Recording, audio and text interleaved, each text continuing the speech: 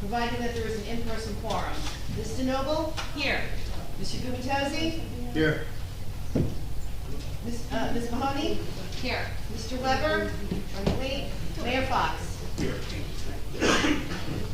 Okay, good night, everybody. Should be an interesting night. We're trying to adopt our 2024 budget. I would ask, as I always do, to emphasize that we may disagree on parts of this budget, but our voices should be constructive. We all want a brighter age, and I ask everyone to gauge their tone. Civility and decency, particularly when it relates to budgets, is important. With that, I will go through the process of motioning to open the public hearing for the 2024 municipal budget. Do I have a second? Second. Mr. Noble? Yes. Mr. Gubitozzi? Yes. Ms. Mahoney? Yes. Ms. Mahoney? Yes. Mr. Weber? Running late, Mayor Fox? Yes. Okay. This is a portion of the hearing that if the public has questions or comments, they can come forward and make those. Yes. Herb Tenney, 216 Brindley Ave. Good to see everybody here. I'm not sure how the format works. It's questions and comments on the budget. On the budget. I have 2024 budget. Okay, fine, great. I'll start on page 70, which is sheet 39. Just for public record, it says that we started in January 2022 at our reserves at 2.86 million. That's correct, right? And if we do spend the $700,000 this year, we will have spent about 2.16 million in reserves in the last 2 years. That's correct, right?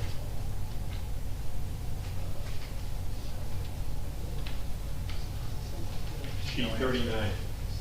That is 23 and 24, I think. Well, you have 2,200 also. Yeah. Top right. Ricky, do you have this? I got it. Okay, yeah. So at this point, yes, that would be active. Okay, it's active, thank you. Is this form a New Jersey form or a Bradley Beach form? New Jersey. New Jersey, oh, interesting, okay. I'd like to just ask some questions. I'll start with the revenue. If you look at sheet 4, parking meters. With anticipated revenue this year of 30,000, expected 65,000 in year 2023, and the realized cash was $42.43. That's true. So we have metered parking, we made $43 in 2023. That's how it was posted by the predecessor. Wow. We made $131,000 in parking revenue that was posted to the beach utility. $31,000 of that was supposed to have been transferred back over to here to realize it, and it was never done. It was never done. Okay, so it was an error that you're fixing. Okay, thank you. Okay, we'll go to interest and deposits right below that. You're recognizing $42,700 this year. Next year, we're going to do $118,000. Correct. Okay, and what is that attributed to? Because it's very difficult in this form to really understand. At this point, through August 31st, we've realized $115,000 just because the interest rates are 4.7, 4.8% on our deposits. Deposits. Oh, okay. All right. Cable fees. 43,000 in 2024. 90,000 was budgeted in 2023, but there's no money for a cable in 2023. That's correct. How does that happen? My predecessor realized that money in 2022 and then budgeted it again in 2023. I appreciate you made a lot. You fixed a lot of errors. Try. I know. Okay, thank you. No, it's good. It's good. At least somebody's paying attention, right? Sheet 10. You have a $30,000 charge this year for outside employment administration fees. Correct. What is that for? Police off-duty services, there's an administrative fee when they are used by outside vendors. We collect that fee for the towns for administrative costs. And at the end of 23, there was roughly probably 80,000 to 90,000 sitting in the trust account for administrative fees. We're realizing it's 30,000. Okay, but that was never recognized on this form in 2023 for any realized revenue? That's correct. Okay. Sheet 15. Code enforcement for the enforcement officer. You budgeted $136,000 in 2023. You spent $140,835, but in 2024 you're only budgeting $96,500. 2 full-timers went to part-time. Okay. Group health insurance. That should be pretty much a fixed number, right? So if you budgeted $953,800, spent $927,300, why is that going to 1.13? Is that all insurance increase? The state health benefits went up 19.7%. Okay. Let's go to 15.B, 15B, sheet 15B, page 30. DPW. This one's a little bit astounding, right? In 2023, you budgeted $572,700. You spent so far $558 point and change. But next year, you're only budgeting $400,000. I mean, why? How can you? It's $150,000 drop year over year in DPW salary. No, so the department's cost was a matter of concern during this budget, except for the superintendent and the part-time seasonal employees. All department employees are members of UFCW Local 152 Union, along with our clerical and technical and administrative employees, and currently the subject of a bilateral negotiations. When we look at all the accounts that make up the department as a whole, so you're talking about your streets and roads, buildings and Okay, but grounds, this is only salary and wages. Yes, the salary and wages are divided up amongst many different accounts based on what the employee does. So, in the 2024 recommended budget, it's actually about $78,000 less than the 2023 budget appropriations, and this is primarily due to the resignation of one employee whose position has not been replaced. But that one employee was responsible for 150,000. Well, it's also based on workload, seasonal employees, overtime. Okay. All right, one thing that really concerns me, and I brought this up at several meetings, is this other category. And if I look through this document, you know, it's insane the amount of other expense that doesn't tie, but then how much money you are tying in your reserves to in the other categories. And that really is not very transparent. So that was the reason I asked, is this a state budget or the Bradley budget? But when you put other in there and then you just tack on all your reserves, not all, but most of the reserve charges to the other expense lines, that's really shady. It's my opinion, but I think that needs to be looked in the future. And that's, if you look at page 15D, you will see there's 1, 2, 3, 4, 5, 6 reserve charges that are all others. And that's not really clean. Again, I'm just pointing this out. Let me clarify your point. Your point is on the far right, the reserve numbers? Yes, where it says reserve. Yeah, what that is if we anticipate a bill and it hasn't been paid or we anticipate an amount, we encumber it. So we reserve monies in those areas. I know, but it's interesting that most of your reserves are to the other function and not to the real line item expense functions. That's my point. Right, because the salary and wage is No, the salary and wage is a very predictable interval number. I agree. Other expenses are not. Well, okay. Well, I don't want to use up all my time, but I mean, there's enough line items here that there shouldn't be so much money in other. That's my only point. 15E, or I think it's page 33, whatever it is. Gasoline. You budgeted $44,000 in 2023. You said you only spent $12,500. I know that's not a real number because if I look at the bills list, your run rate for gasoline is typically way above this run rate. And I don't understand why in 2024 you're now budgeting $80,000 for gasoline. Well, 2023 also included anticipated costs for purchasing gasoline and diesel fuel from a secondary supplier rather than our primary supplier, which did not occur. In 2024, the budget does not include this cost. This year's appropriations result from estimates provided by the Finance Department and DPW based on usage and rates in 2023. Okay, but you're going from 44 in a budget last year to 12,600,000 spent this year, and now you're budgeting 80,000? Come on. I mean, I'm just pointing these out, so, I'm almost done. Sheet 18. In 2024, you have a line item for over expenditures for $46,841. What is that due to? 48,841. I'm sorry, yeah, it could be, I just can't see with this light here, I'm sorry. That's okay. That had to do with, give me 1 second.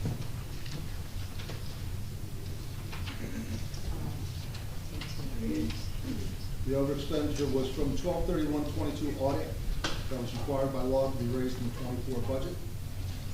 $34,338.46 they overspent on engineering, and $14,503.42 they overspent on buildings and ground salaries. So automatically it has to be put into this. Okay. Sheet 19. Police and Firemen's Retirement System of New Jersey. You budgeted $630,246, and you spent that exact same amount. This year, we're up to $736,704.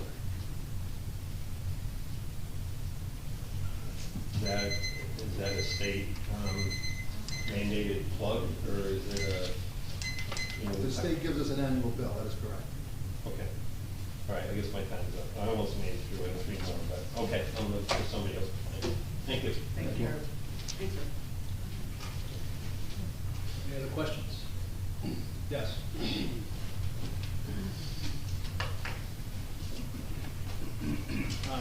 Jake Cohen, 612 Third Avenue. Just want to clarify something on page 39.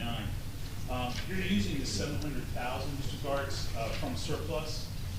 And based on this document, it said that that'll leave us with $614,000 in our surplus. Once it's about, that is correct.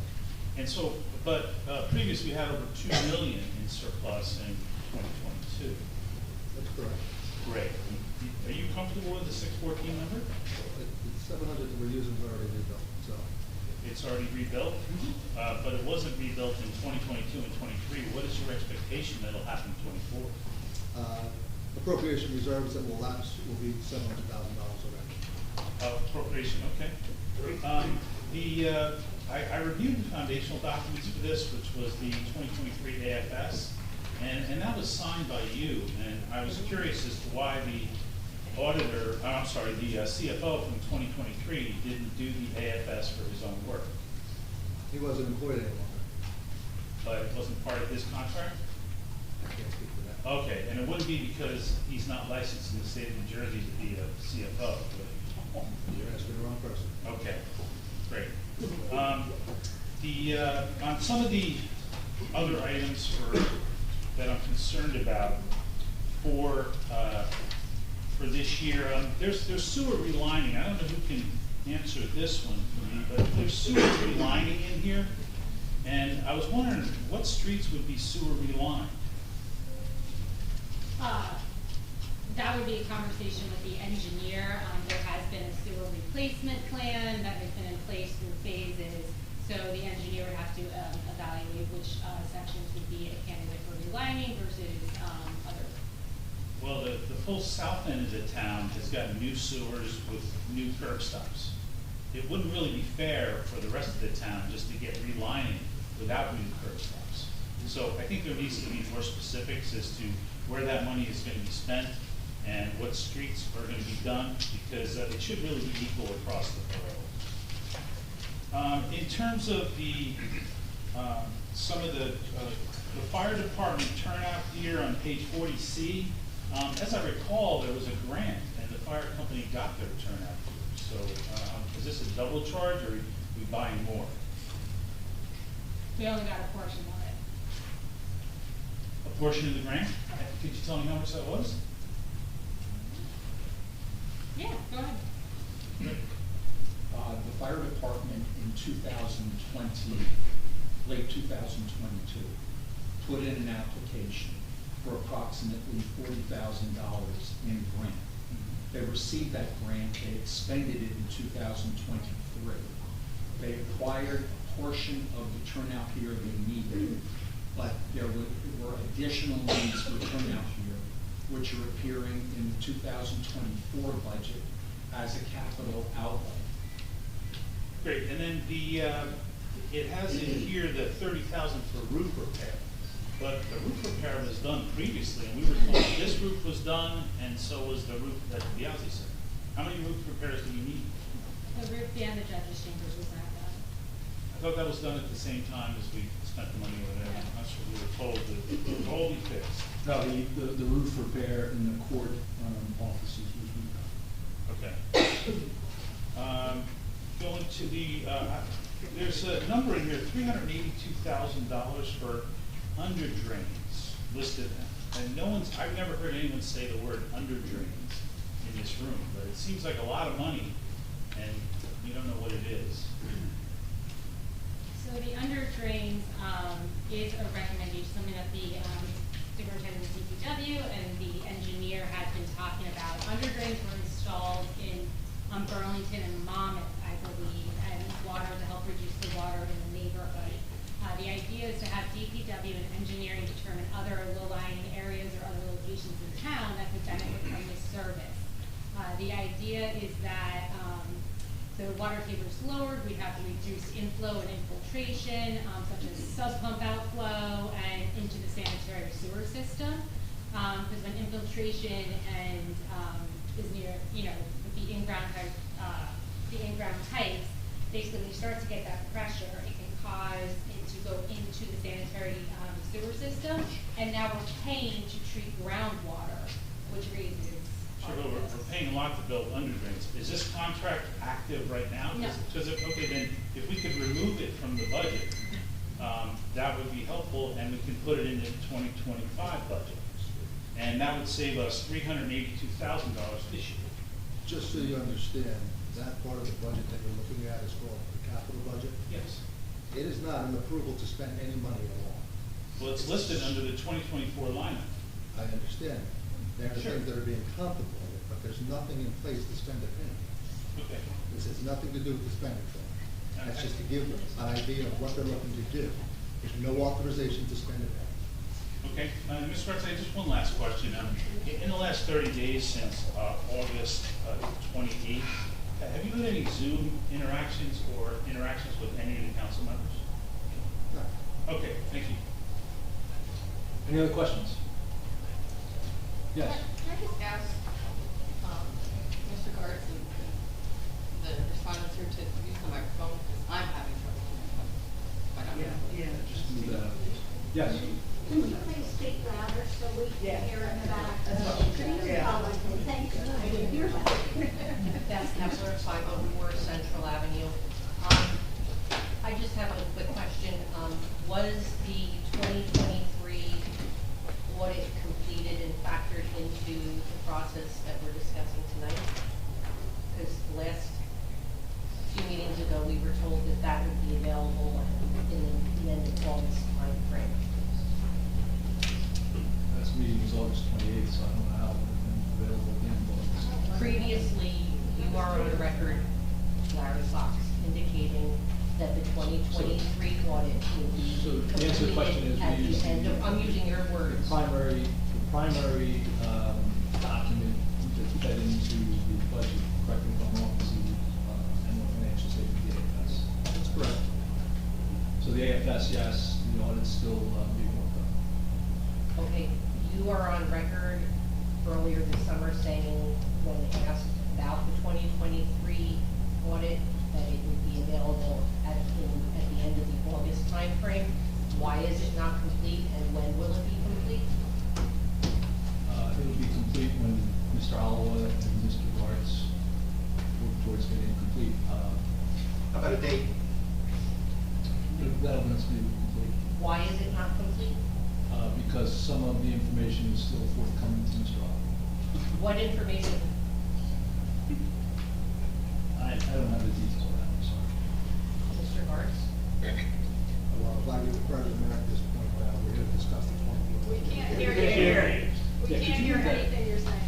Move that up to, give him a microphone. So we got mics on. It's not on. Yeah. Hello? Hello?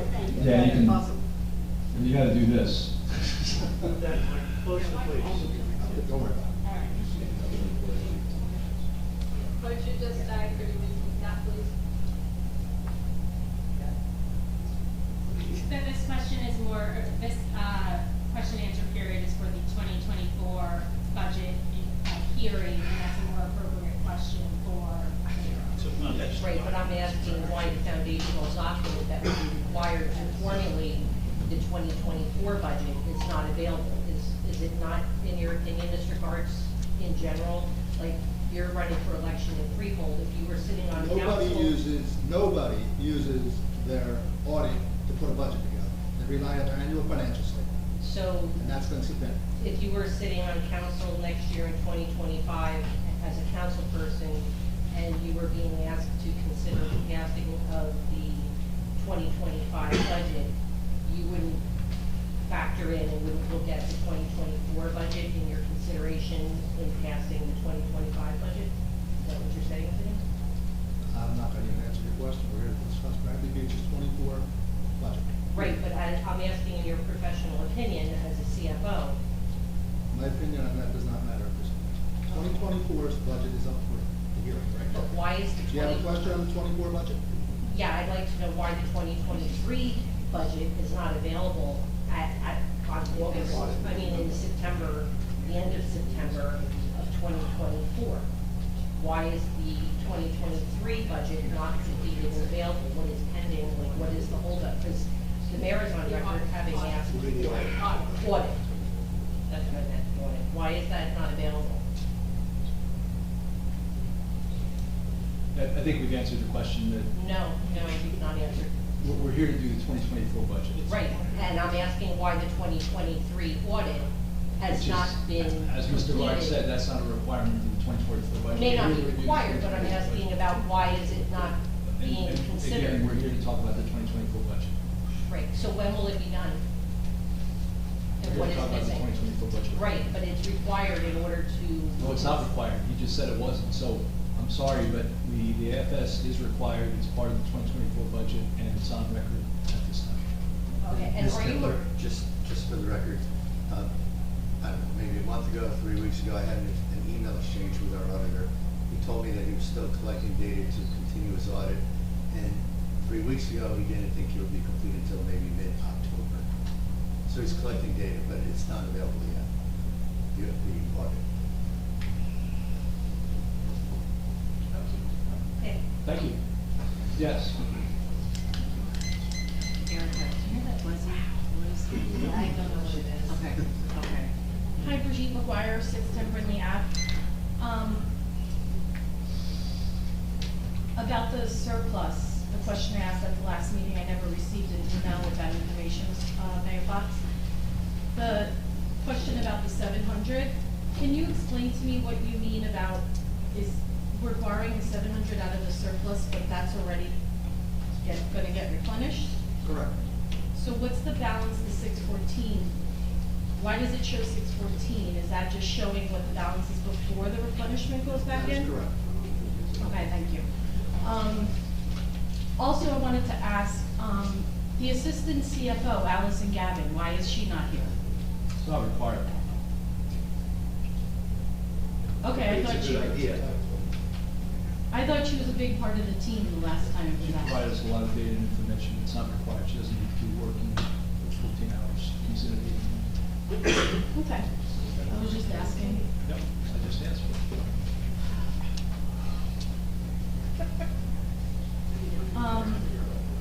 Another question I have is, based on the 2022 audit results, and even though we don't need the 23 audit results, it's not required to do the budget, do you find that there's any concern with not having that audit here with our budget after what the 2022 audit results showed?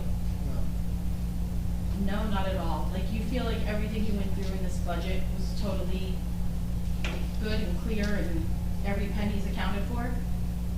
I'm not sure I understand that question. You're comfortable with the budget to the penny. I'm really nervous, being that the 2022 audit summarized material misstatements and not having a 2023 audit going into a 2024 budget in October of 2024. I feel like it's crucial that we would have that information before we can move forward with the budget. So it's really scary to me that some things maybe didn't look comfortable in there. You know, and I'm asking you as the professional, like, did you feel every penny is like accounted for and looks healthy? I'm comfortable with the budget that's been presented, yes. Okay, thank you very much. Thank you. Any other questions? Just really quick. No, I don't have a question. Richard Baxter, 218 Fourth Avenue. I just have one question on the resolution, talking about the budget, this is the page. And it says at the top, whereas the local municipal budget for the year 2024 was approved on the 28th day of August 2024, I thought, I could be wrong, I thought what was approved was introduction to the local municipal budget for 2024 was introduced on the 28th day of August. It wasn't approved. The introduction's approved. That's, yeah, that's not what it says on here, just for the record. Thank you. Yes.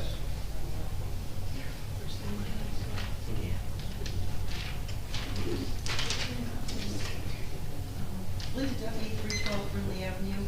I know we're still in negotiations, I believe, with 152. has money been set aside in the budget to pay them back pay? Not back When they- pay, but there is money, for any potential salary wage increases.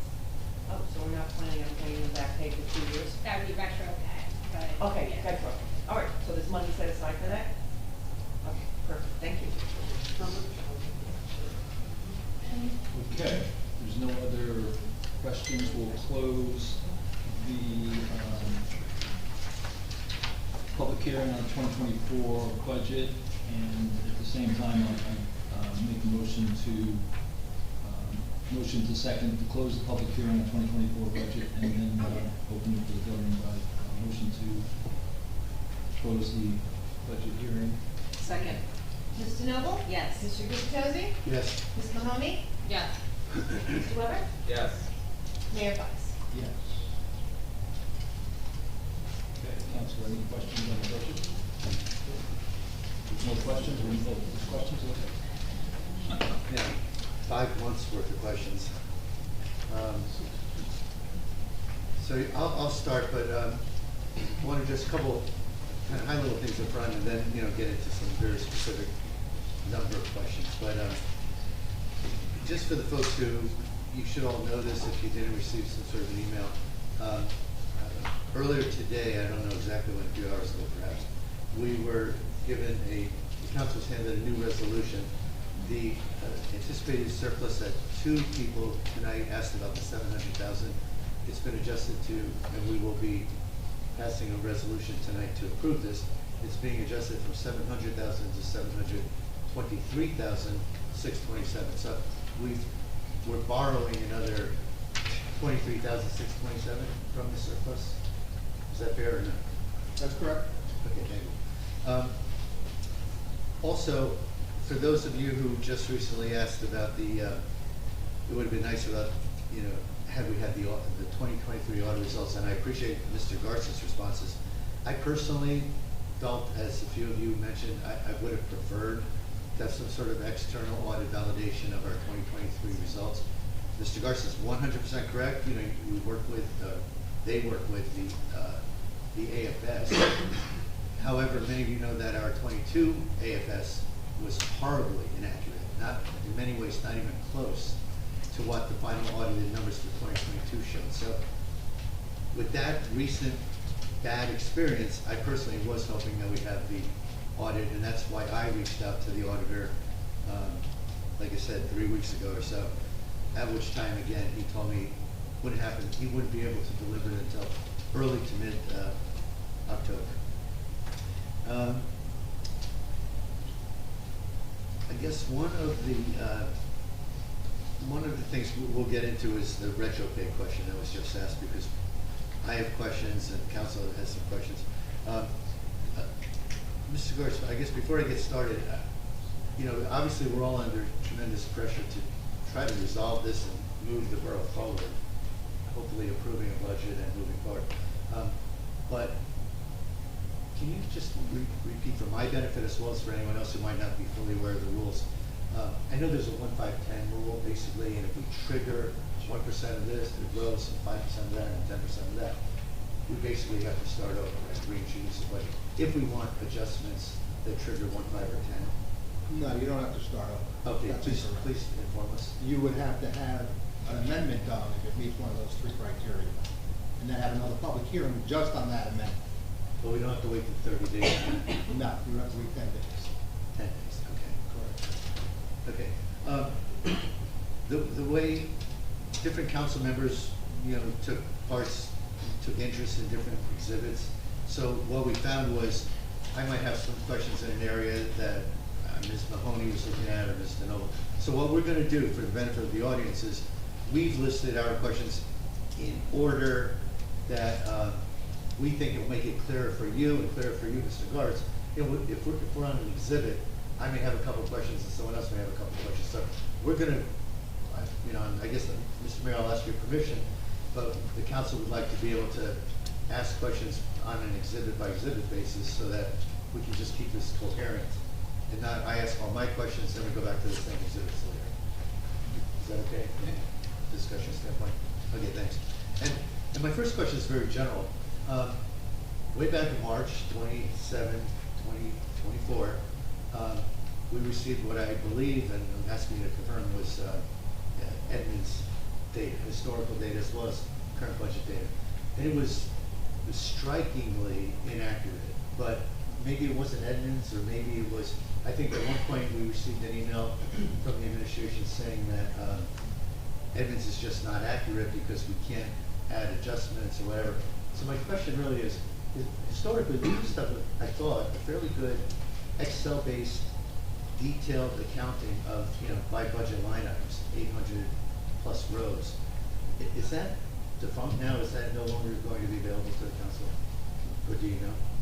I'm not sure if you're referring to 24 or what you're referring to. Well, it was sent to us in 24, and it had a history of, including the 24 budget recommended. It had a number of columns that went back to, I think, 21 or 2020. And the columns lined up, row by row, for appropriations. At the time, we didn't get any revenue detail at all, but we did have appropriations. But those 800 or so rows came pretty close in, say, 24 to matching our budget. But as you went back to 23, and then 22, and then 21, numbers were dropping by 30, 40%. I mean, they were nowhere near reflective of what the real data was. So it seemed to be grossly in error. I was under the impression you had been the one forwarding it to us. But then we were told later that Edmunds doesn't, it's no longer accurate. I can't speak to what happened in 21, 22, and 23. But it's data that was being shared with the council to review the current budget. But I'm curious. I can tell you 24's numbers will be spot on. Well, right. But I'm only asking, can we, the council, rely on Edmunds' system, or is that no longer an accurate reporting mechanism? For those couple of years, I would say that the old saying is garbage in, garbage out. What my predecessor was posting in those entries, I can't answer for, but they were not 100% accurate. Yeah, okay, and order of magnitude, they might have been 30% accurate, 70% accurate, but not close to 100%. Okay. I guess so my real first question really was about Edmunds. I know one of my colleagues wanted to jump in with a question, so I'll come back in a minute. I do have a few questions about salaries and wages for a few departments, but I think Kristen Mahoney, you might have a question. Just to kind of level set, Mr. Garza, when I look at this document, I just want to make sure we're going to be referring to some of these exhibits. If you look at the sewer utility on page 33, so it goes, well, sheet 33, I'll refer to the state document as sheets, and then we have other documents. So sheet 33 goes for sewer utility, goes 33, 31, 32, and then we start beach utility, 32B, 33, and then we go to page 37.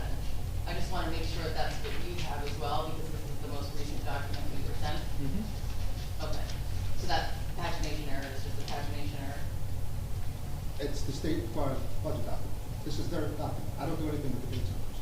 This comes out of their system. Okay, I mean, sometimes page numbers are generated as you as you do a PDF. No. Okay, all right. So just when we do it, if we have to refer to 33, and there's two of them, we'll Just say give me which sewer. utility we're in. We'll tell you the utility. Okay, all right, no problem. Okay. Yeah, for the record, that was just confusing council members who had a question on 33 and another at 33. I got you. Pages. So, okay, we talked about the retro pay briefly, and I really wanted to jump in on trying to understand what's happening with DPW salaries and wages. Maybe a lesser question about other expenses, but I'd like to just focus on DPW for a minute.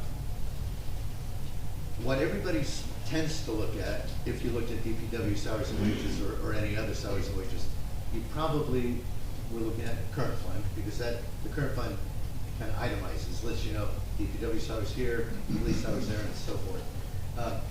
But I know we were provided a document back in March that gave us total salaries before allocations to the beach and the sewer. Are you aware of that document? If that's what you got, I'll take your word for it. Okay, no, the thing is, I've been looking forward all night for months, talking to you live, thinking that you were the source of a lot of the data, so I was just hoping you'd confirm.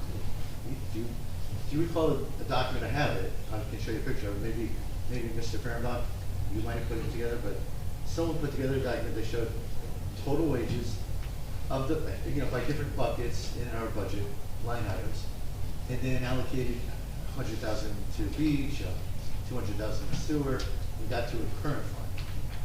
And the reason I'm painfully going through this is because I'm focusing on the total wages before we do the allocations, just to understand what's happening in the world of DPW. I did not put that document together. Okay. Meredith, are you familiar with it? I would have to look at the document, because Councilman, there's been so many that I don't know which exact one you are. But I think net, we're saying that DPW's gone down, the whole thing. The whole thing, $78,000. Correct. The whole thing's gone For down.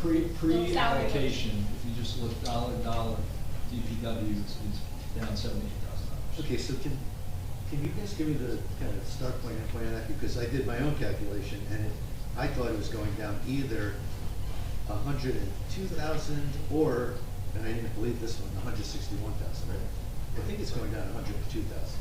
So can you just tell me what the 2023 total DPW salary and wages were in the 2024?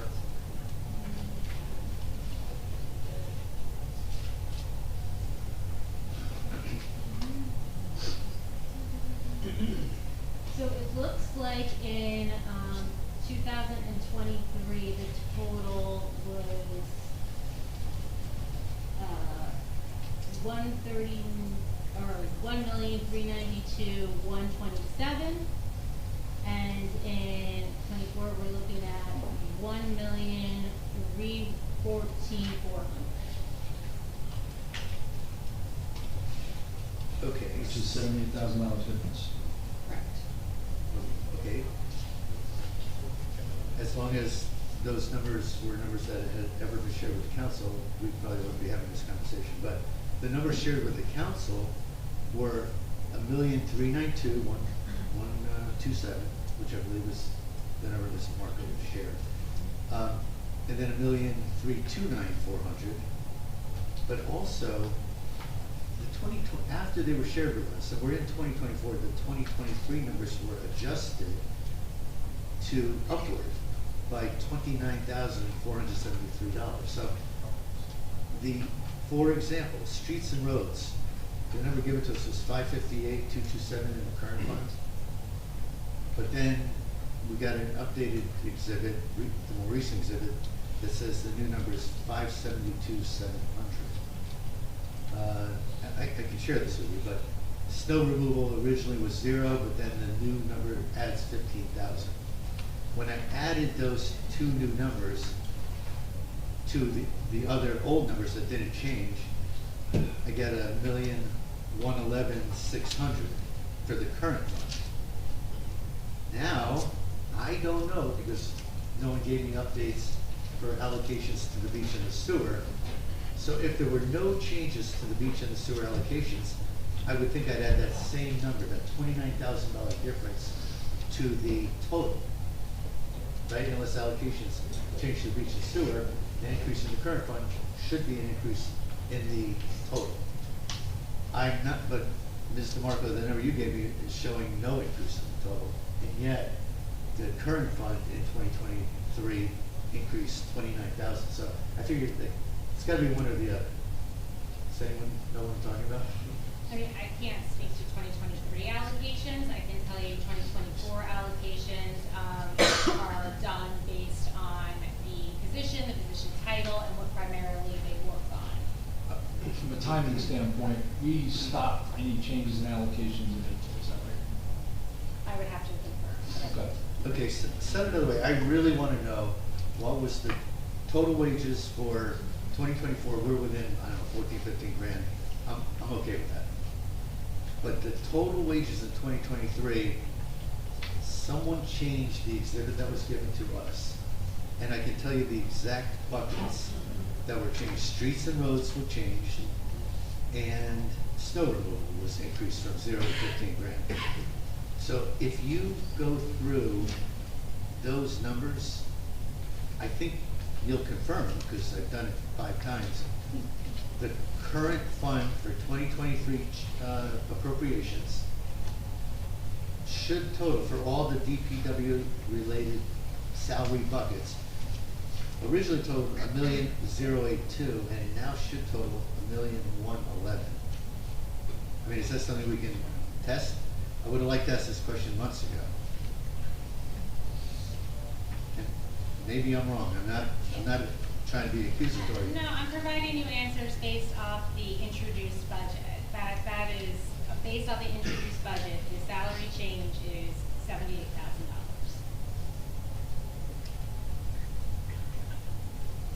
However, okay, so basically, the data given to us incorrectly 5 months ago, I can show you it's not correct, if what you're telling me now is correct, that we couldn't ask questions about for 5 months. Now you're telling me the data we had 5 months ago is incorrect, and now you just have to believe the correct one. I am It's just a little simply frustrating. stating what the introduced budget reflects. No, I understand. I'm not blaming you. I'm blaming a broken process. Just one question. Could you tell us what sheet you're working off of? Yeah, this is difficult, Mr. Kenny, because. Okay, no, it's fine. I'm just trying to follow around a sheet. If it's No, different, okay, no problem. Well, I'll give you all a sheet. I'll give you all a sheet. It's, if we could go to the, gotta find it. Let me find a reference point.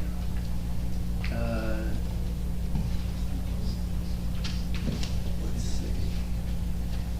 Looking for DPW salary and wage appropriations. There's a number of buckets, starting with streets and roads and solid waste, for example, so we can find that relatively quickly. 15B? Probably, that sounds good, whoever said that. Let's see. 15B. Do you have something? I can hand this to Mr. Garth. Okay. I think this might have to be one of the documents that we will send you to mine. Yeah, are these the numbers 572,700? Or is it, for streets and roads?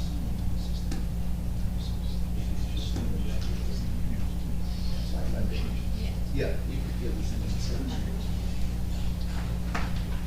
Mr. Garth? Yes. This document was given to us on July 23rd in a packet, so these are the numbers that we're referring to. I mean, these numbers probably haven't changed, or we wouldn't imagine they would, we hadn't received anything after this. Well, so Mr. Gartz, what do you, or Meredith, whoever can help on this, what do we have now? in the- No, I haven't. Oh, okay, great. That has the 15,000 in it. Yes. Okay, cool, good. Okay, so if we compare those numbers, then Mr. just, Gubitosi, can I just try this? please. You raised a question about the overall costs of DPW, the various elements, across current, beach, and sewer. That information had been supplied. The number that didn't change was snow. So snow was not included on the initial response. When you raised a question about that, it was then adjusted to include snow in the analysis. It has always been in the budget proposal. It was not included in the analysis because there was no change. So it seemed to me as if simplifying it would be better for you and everybody else by not including it, but because you raised that question, we didn't add snow, it had always been there. It just was not included in the analysis given to you. Thank you. And I noticed that someone did add it in after I raised the question, and I appreciate that. But I guess, Mr. Fehrenbach, if we included it in the current fund, I would have thought it would have been included in the total allocations to the beach and the sewer. I don't see it being included in the total pre-allocation to the beach and sewer utility. So I agree with you, in the current fund it is included. I don't see it also added back to the total, and it's the total salary that I'm trying to get to. Does that make sense? It makes sense, but that would have been a different analysis. And it was left out trying to simplify it, but all numbers then would have changed by $15,000 and it would have had a zero-sum effect. That, actually, if I'm trying to compare total to total, and Ms. Marco just read me total, her total doesn't include the 15,000. But the new total does, 2024. And I'm trying to get apples and apples, that's all. And, Mr. Guards, just to make sure I'm taking the right numbers, the current DPW salary and wage analysis, the current budget, the number for streets and roads, am I incorrect, or is it not 572,700? Maybe I don't know. 572,700? For 2023? No, I'm sorry, for 2024. No, it's not. Okay, what is the amount? Maybe I have it wrong. Sheet 15 bid. 400,400. But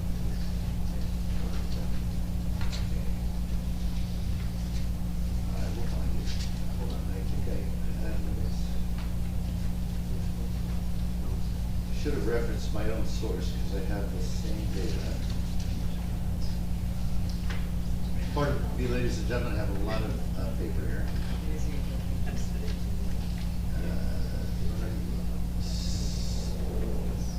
So we have streets and roads on one, and it's road repair and maintenance on another, but where is it?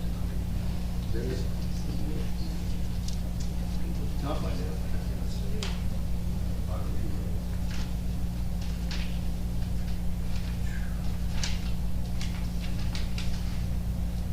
So we're talking degree. If I can't find this number, I will not hold this up long. I do think there's at least 15,000 that I think we have just accounted for out of my 29. So perhaps there's a difference of 70,000, perhaps there's a reduction. Mr. Markey said 70,000, roughly? 78. And perhaps that really should be 15,000 more, if not, if I can find my number, 29,000. No. You still saying no, Mr. Fairman? The number should be 77,700 and change. That's what the difference is between the 2023 expenditures, appropriations, and the 2024 appropriations for public works services in total salaries and wages. Okay. Let's go with this. Let's just go with it, because I think we're disagreeing by at least $15,000. However, my biggest concern is that salaries and wages are going down, and I appreciate that we're entering October this year. These are largely baked numbers, but they're going down 78,000 when roughly I was under the impression that they should be going up close to 100,000. Mr. DeMarco mentioned we lost one employee since last year. I'm under the impression we lost 3, we hired 1 back. That would leave us with 2. Have we hired others back? No. We've hired, we've had some shifting changes where we've hired people and they have not stayed. We've hired part-time, but in the development of the budget, it was correct. At that time, we knew with resignation of 1 employee. Okay, so this is maybe following up on Mr. Kenny's question a little. If by your own calculations, budget's going down 78,000, and I thought it might be going down as much as 100, but it's going down a lot. In a world where we thought we would have retro pay plus the current year pay, I would have thought it might have been going up closer to 100. Again, I don't know the number, but we're losing 1 person that we're not going to replace, but there's a difference, I think, of close to $180,000 using your numbers. By retro pay, are you referring to contract negotiations? Yeah. Okay, as previously discussed, those wouldn't necessarily appear in the salary and wage line because don't want to put out there exactly how much you are saving for. So that would not appear in the salary and wage. And just out of the point, the retro pay on 2023 will go against 2023, not against 2024. Correct. Okay, so how is the council to know what, we're approving a budget, how are we supposed to know what that number is? What numbers? Okay, We had okay. an executive session in April where I stated the percentage that the borough was going to take up.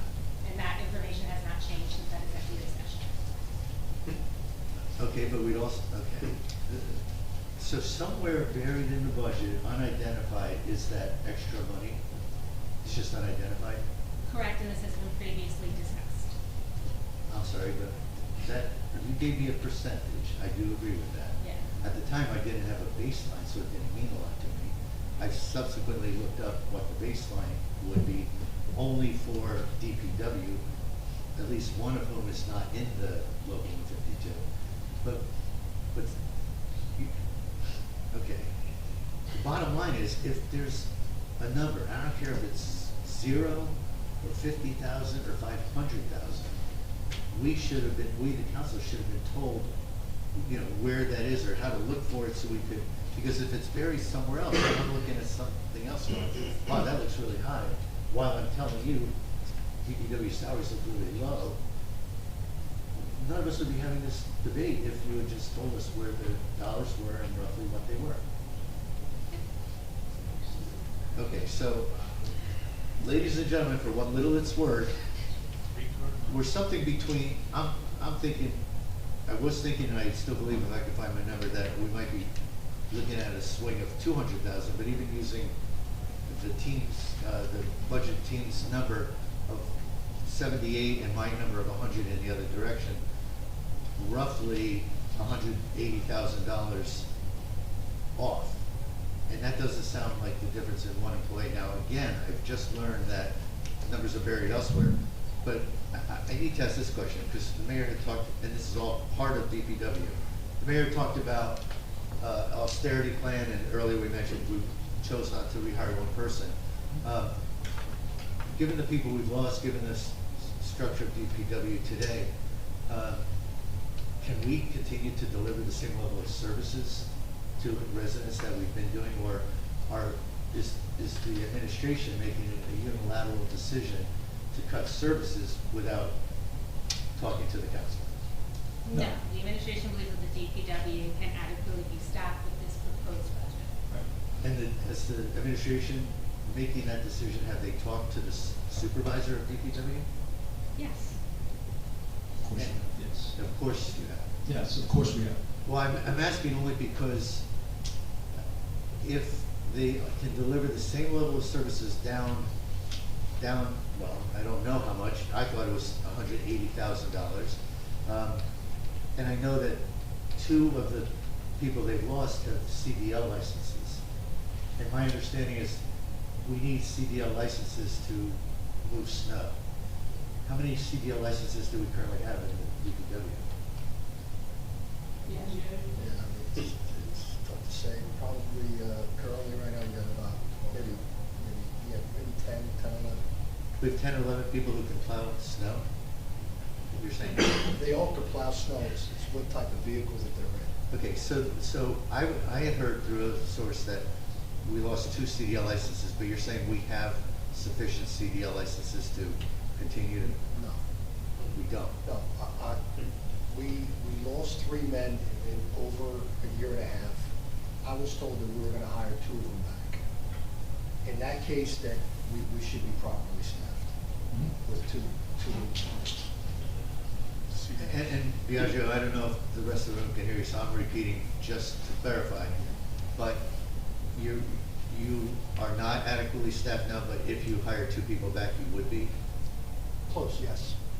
And you could, with 2 people hired back, you could deliver the same level of services you've been delivering? With 2 people back, yes, it's still a challenge because it's not just about snow, Councilman. It's more than that. It's sanitation, it's everything that we do. Right now, we don't have the right people on the right jobs. And we did hire somebody, the town was good enough to help us out with that, but we're having a challenge finding CDL drivers at the salaries that, you know, a small town can justify. So we did hire a laborer, and that's basically where we're at, without a CDL. Okay, And we if you hope could- that he's able to obtain it, but that's, you know, it's up in the air.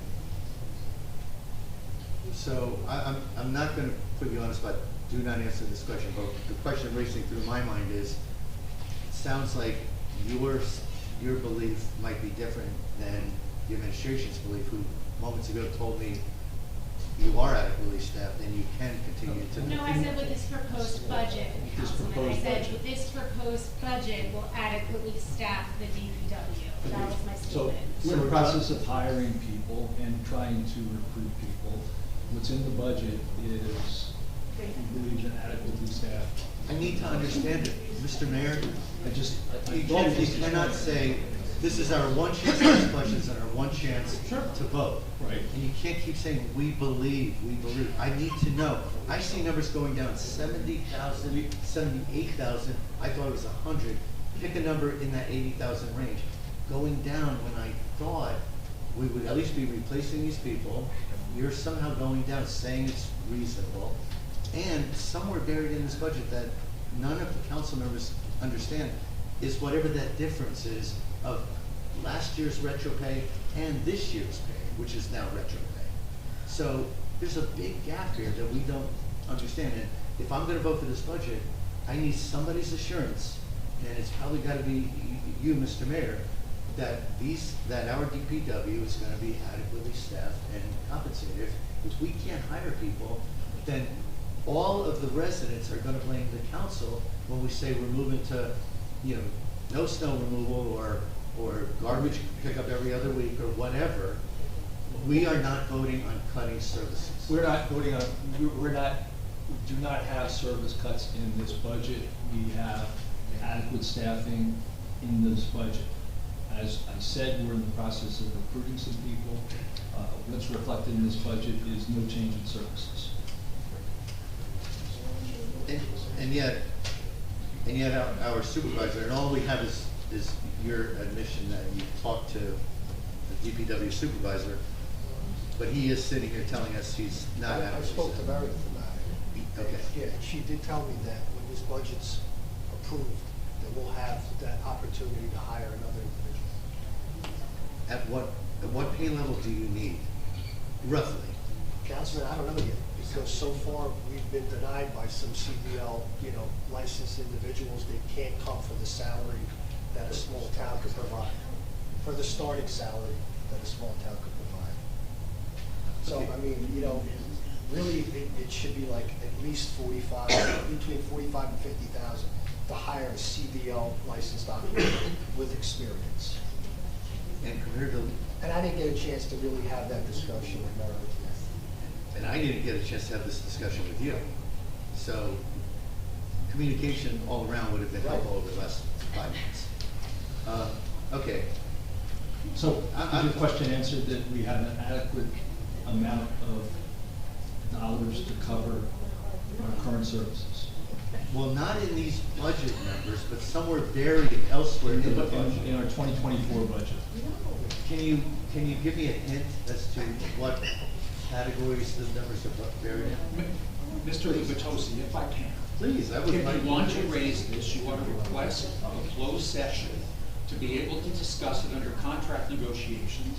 But I believe even your borough attorney would agree that to discuss that publicly puts the municipality at risk in terms of reaching a reasonable settlement in contract I understand negotiations. that. Period. I understand that. Mr. Fairbrother, for 5 months, we've asked this question, and we could have easily done it in private session.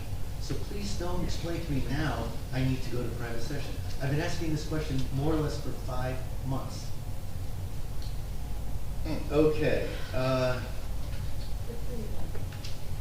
so I guess can I ask about other expenses in the DPW, because they're not gonna be obfuscated at all by the negotiations, right? Any question you have? Thank you. Okay, for DPW's other expenses, I guess what I wanna know there is, let me go back. Mr. Marco, please tell me if I'm wrong, because I do have two sets of numbers again, earlier version and then later version. I believe other expenses are going from 664,000, around to 709, is that correct? And this is current fund only. Yes, because there are no O and E allocations to beach and sewer. So, the total appropriation for the current fund for everything but snow removal was, $717,450. Okay. Now that you just answered my question, I think, so maybe I'll rephrase it. I was gonna ask, why aren't there any allocations to sewer and beach utilities? Like, I don't know exactly how these are comprised, but a vehicle maintenance, couldn't that be beach vehicles as well, or not? Oh, perfect.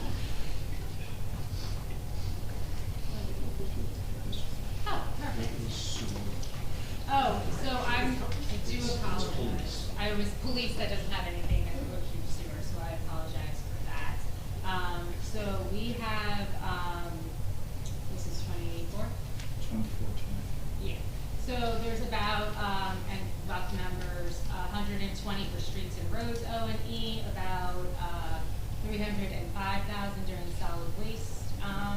Then with buildings and grounds, that one is about 160 for current, 463 and change for beach. And then vehicle maintenance, you have 96,000 in current. Oh, this is sewer? Oh, so I'm sorry, sir, the 463,000 sewer. Then for parks maintenance, we have about 5 in current, and then in beach, we did charge 83,000 there. Wow, okay, because the exhibits we were given on March 27th have only the current fund totals. And it identifies current fund column, sewer column, zeros, beach, also blank, not zeros, blank. And then total is the same as current, so we weren't even given the allocations to the beach and the sewer. So, of course, I used the data we were given to do this calculation. Can you please tell me, prior to beach and sewer allocations, what were the total DPW other expenses? That, I believe, was the 7, oh. That's total. That's total. Okay, so this is total OE, 2000. and that's what you're asking about? Okay. So for 2024, the total OE Yeah.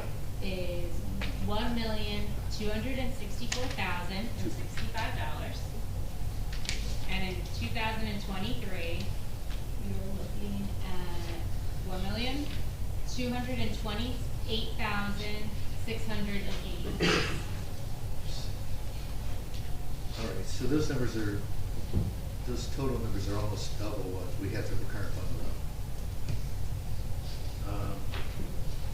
Okay, and they appear to be relatively flat year over year. Okay. All right, I'm gonna move on to the police. For what it's worth, I actually came up pretty close to the team's numbers. I don't know if it's Mr. Gartz or others, but I came up pretty close on police. I, for one, am satisfied. I've shared that with council colleagues as we've discussed different items. But I was curious about the police, although maybe I shouldn't be satisfied. Maybe I have the wrong data there as well. I'm just going to go with police O&E, other expenses. How much do we have total, again, not current fund only, but total police other expenses, Ms. Markham? Do you have $134,550. 134? Was in 2023. 2024 is $151,200.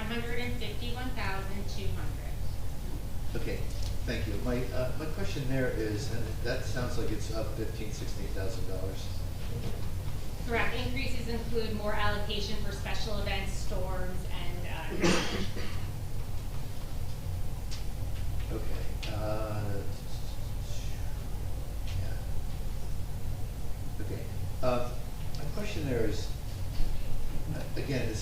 back to the depth of conversations your team and the mayor are having with our police department, because as I just talked to officers on the street, just people I meet in, passing, I hear a pretty big wish list come out of those conversations, and I'm not sure, you probably have heard the same wish list, but I have to ask the question, because some of the things the officers have told me that they could use sound like really valuable.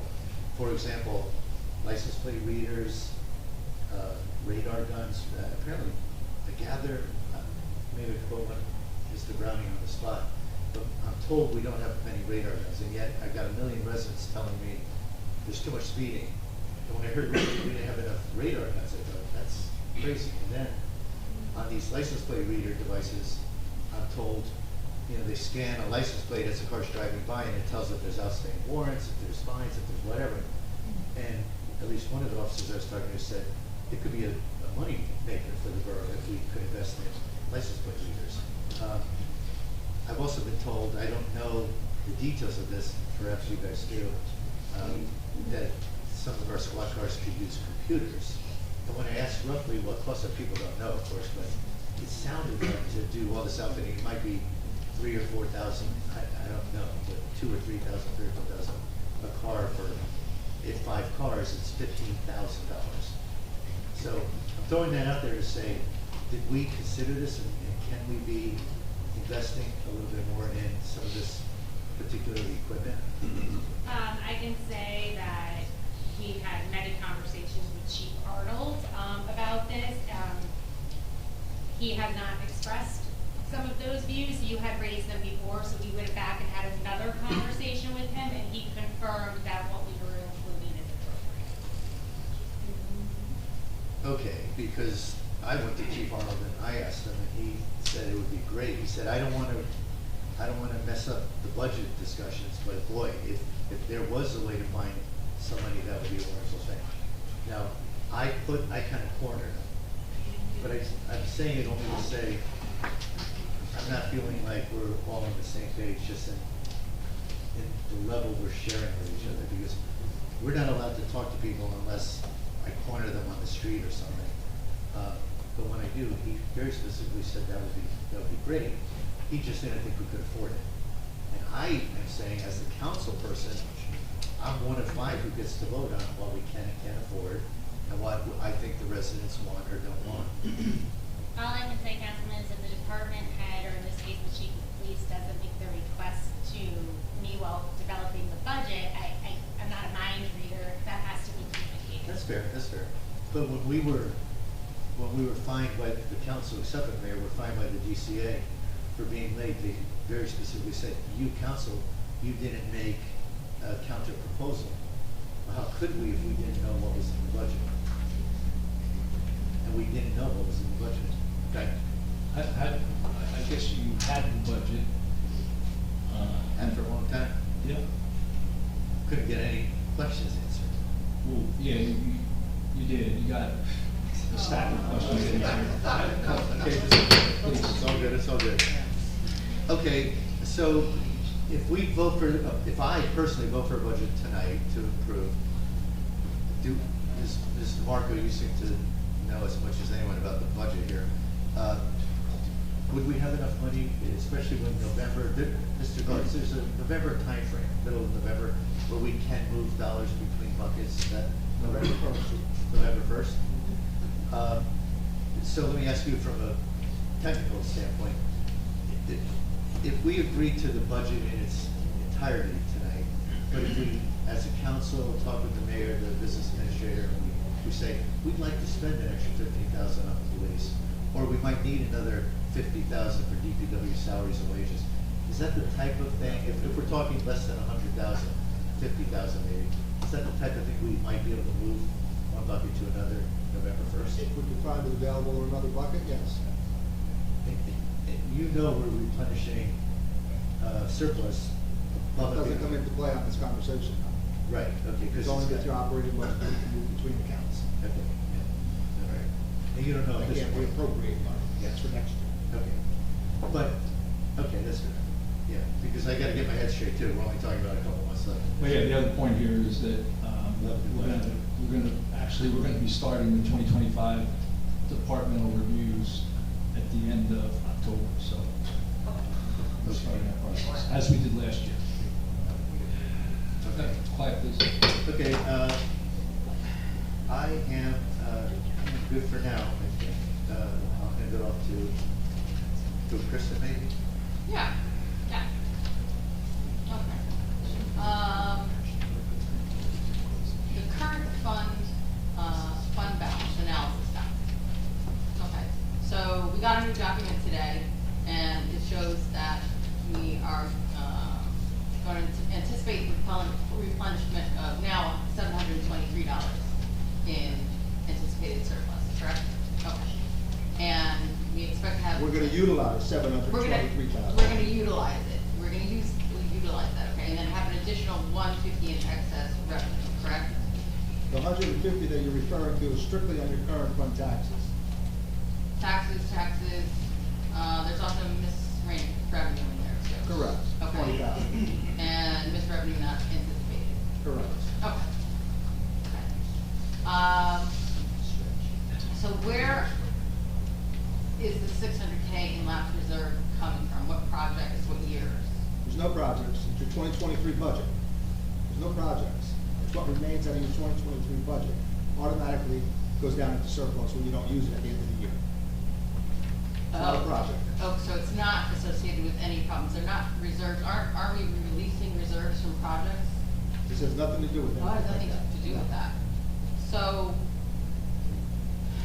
I noticed in other years, in 2022, we only released $69,000 of reserves.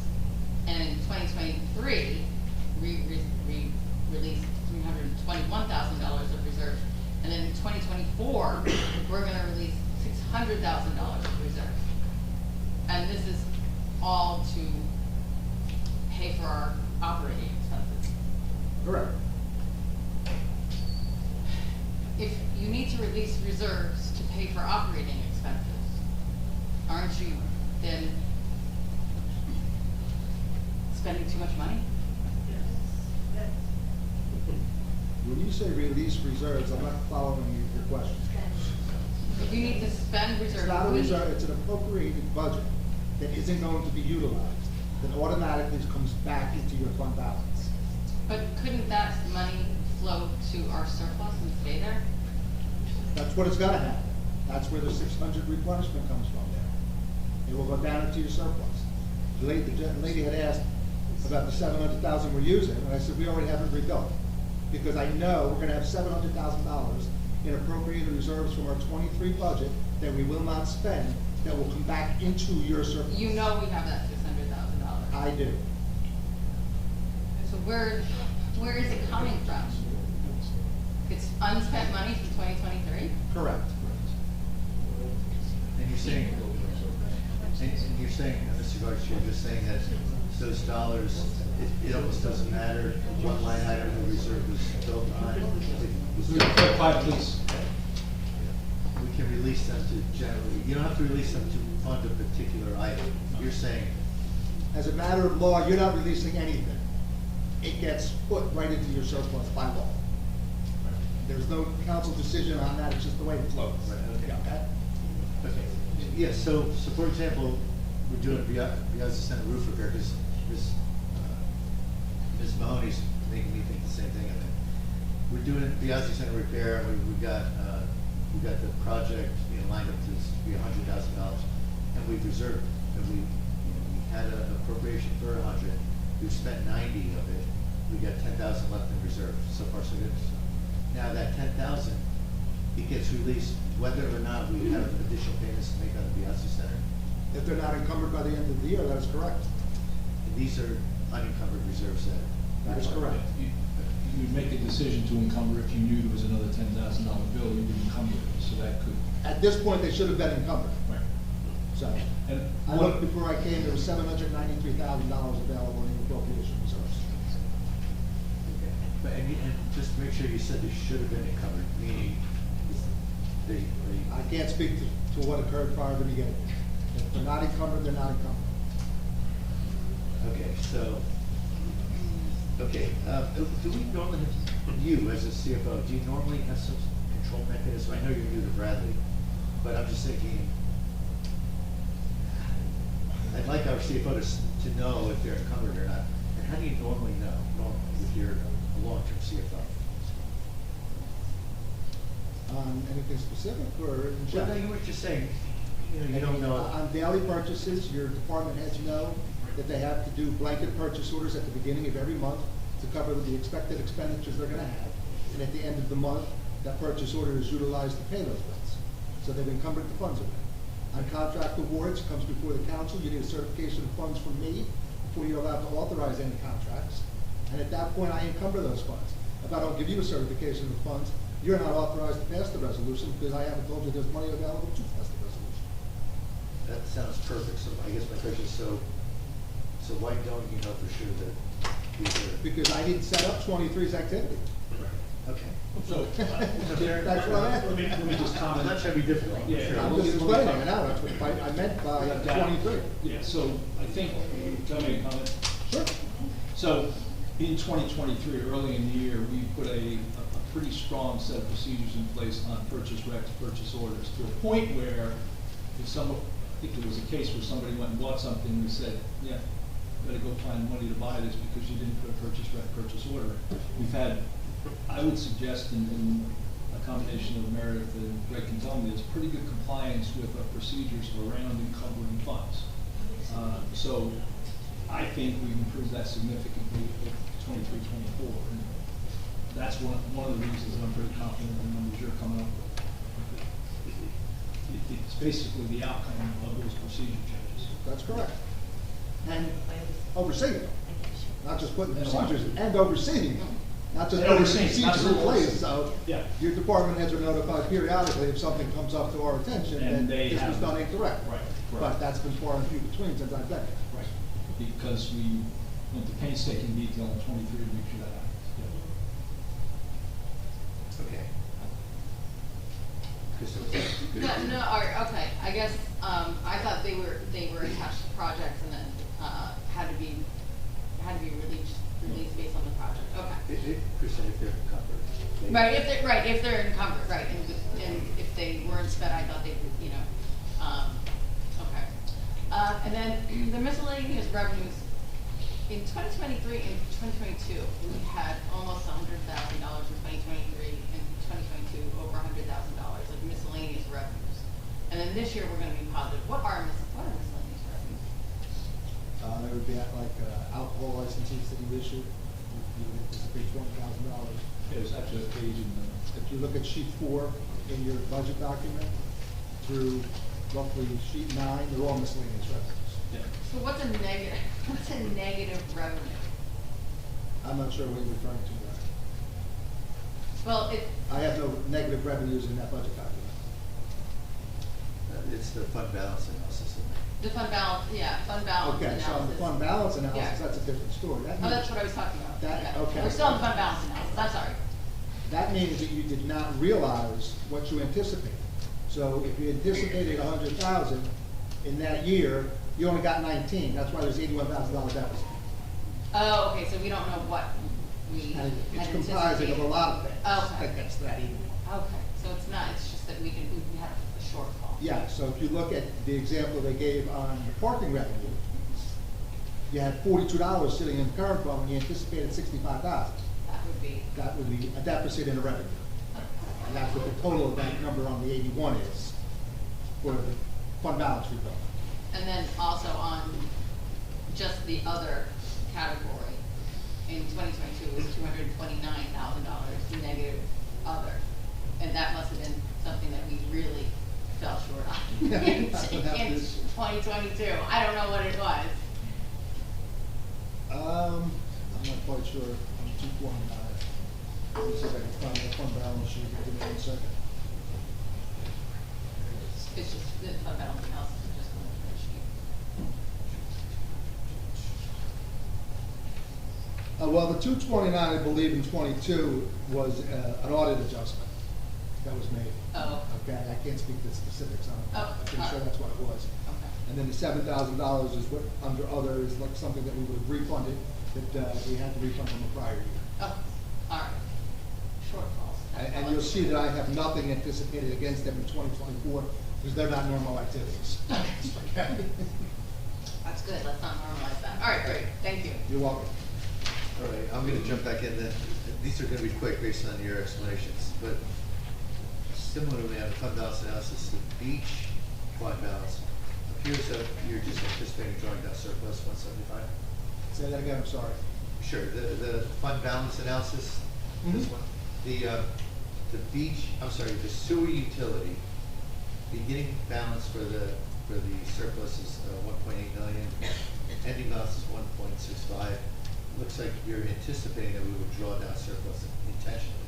Is that true, 175? I'm saying that we're not gonna rebuild what we're utilizing in this estimate. As you know, this is just an estimate. Right. So it could be higher than the 175, or it could be a number that you're positive to, depending on the type of year you have. I've estimated $200,000 on your lapsing in reserves on this analysis. Yep. It's 300,000 before I came in here today. So I know I have another 100. So you got another 100, so So now we're more like on the 70. estimate, yes, we're using it to balance. And by the way, the fund balance is the ratepayer and the taxpayer's funds. So you putting it back in the budget is their money to balance it, so you don't have to raise rates. We like that. So that's the way to look at it. Right. And similarly, so it's interesting because that's good news, by the way, that we're only dipping in 75 grand at current estimate. Right. Okay. I know we talked about the current fund a lot, but the sewers dropped from 2.1 million to 1.9 to 1.8 to now 1.6, now maybe 1.7, maybe better, but it still started at 2.1. So part of what I'd like to think all of us on the council would like to see is, to the extent possible, maintaining our surpluses and even over time adding to them. Can't always do that, I appreciate, but sewer's been in a bit of a nosedive for these 3 years, so I'm sure you're aware. Well, but our sewer, so our total spend in sewer is 2.141. Yep. And our surplus is anticipated to be 1.6 million. So we've got a surplus of about 77% of our operating expense. So we've got a pretty good surplus there. Recognizing we've got things on the horizon, but of the three, that's the healthiest of the three funds. Yeah, no, the goal is just to, my goal at least, is to try to not draw them down, but to, add to them when we can. Same thing, for the beach, not as robust, still a solid surplus, but, dropping that 90,000, is that your best estimate, Mr. Garza, at this point? Actually, where I have lapsed reserves, 175, that's at 302, so no, we'll have a positive number this year. That's great. Well, as I said, the last council meeting, our badge revenues in themselves were 182 over our estimate, so all that's gonna flow into that. Yeah. That's good, thank you. I had a question, on sheet 8, with the code enforcement permits. You have anticipated in 2024 and 2023, 45,000, but it realized in cash in 2023 is blank. Did you ever, do we know why? My sheet 8, Councilwoman, it's $54,427 that you realize. I'm not sure what sheet you have there. Yeah. I apologize, it's Okay. a blank number there. 54,427. Blank. 54,427, correct. 54. Yeah, mine's blank as well. Okay. I had the same question we would give blank. I apologize, I don't know how you got a blank one. Okay, that answers my question, thank you. You're welcome. It's really nice having you here, because that was, getting his questions answered is excellent. Thank you. You're welcome. Yeah, that was, my note is that was the version we received on May 29th. So, really. Everybody changed since But then, I I apologize. think Joe. No, this is July 23rd. July This is the 23rd? July 23rd. Oh, you're right, I'm looking at my phone now. Yeah. It may, yeah, so, There's 0, 0. it's missing on mine as well. Um, That's 4,427. Yeah, it's not on mine. And Mr. Garza, I think you. But it was on your sheet that was given to you on this. So the revenue analysis that was done for you on this sheet, it's on. So it was just an omission in the state document. On the budget summary? Yeah, in the revenues. It's that. I'm still not sure what happened though, but I can tell you what probably happened, I've looked at this so many times, you know, you miss things once in a while if you finalize it. So, my apologies. no, I only, like, if I missed one, then I wondered, did I miss others? I don't have a July, I don't Can't want offer to write on mine. a concrete answer for you. Okay, thank you. Sheet 10, I think you answered this when Mr. Kenny had a question. The outside employment administration fee, that's new for this year. It's $30,000 on sheet 10? That's correct. That's a new, okay. And then what about Uniform Fire Safety Act? That's money, funds that we receive from the state quarterly for Okay. the inspections that are done. And I realized 4,400 of that already, so we have one more quarter to get paid. And we didn't receive anything in 2023, or it's new this year? as well? No, it's not new. I don't know what happened in the past. All right, well. Okay. And then on sheet 11, we have 4 items there where the realized cash in 2023, we are anticipating more than we realized in 2024, which is a little unusual, I think. So local revenues, we're anticipating more even than last year we got, than we got last year. Well, you'd have to go back to each individual sheet Okay. that gets summarized to those totals to look at the individual numbers, so I could respond to each one of them. So on your local revenues, you have a jump on interest on investments from $100 that you anticipated in '23 to $118,100 in '24. So it's an aggregate. That's a summary sheet you're looking at. All the sheets prior to that is the detail of it. So 4 through 10 aggregates to 11. Sheet 4. Sheet 4. This is a great question. I was gonna ask the same question, so Chris, you. All right, you. But just, it's good news. I'd rather have $118,000 than $100. But how are we off that much? Like, why did somebody budget $100,000? Do we know? Anticipated? No, you weren't here. You've answered your question. This is gonna, the rest of this conversation should get easier and easier, right? Yes. He wasn't saying it wasn't. And the 118,000, just, my related question was, are we, I don't know enough about municipal accounting. 118,000, where's that? Interest on investments, 118,100. Right, 118,100, but the mayor's asking what page is it on? 4. It's on page 4. I was gonna ask, I was under the impression that you're always capped at how much you can anticipate in the current budget year by what you realized in the prior year, but we're not capped here. For most instances, that would be correct, unless your CFO can certify something different and back it up. And I did a certification and backed it up, and the state approved it. So we're good to go. And I wouldn't bother, yeah, look, I wouldn't even bother to ask you why last year something happened, but that's it. All right. So I'm gonna jump in here and start. Hey everybody, sorry, apologize for being late. I'm looking at sheet 15 and I just see that we're anticipating spending less on code enforcement salary and wages, like $40,000 less. It may not be a question from Mr. Doris as much as the administration, but why are we spending less on code enforcement? Several full-time positions went down to part-time positions. Several, so but do we have enough staff? Do we have enough staff power to do the code enforcement that we need with all these people going down to part-time positions? As far as the budget goes, yes. Outside of the budget, we do need to hire code enforcement, but that is realized in the budget for positions. For term.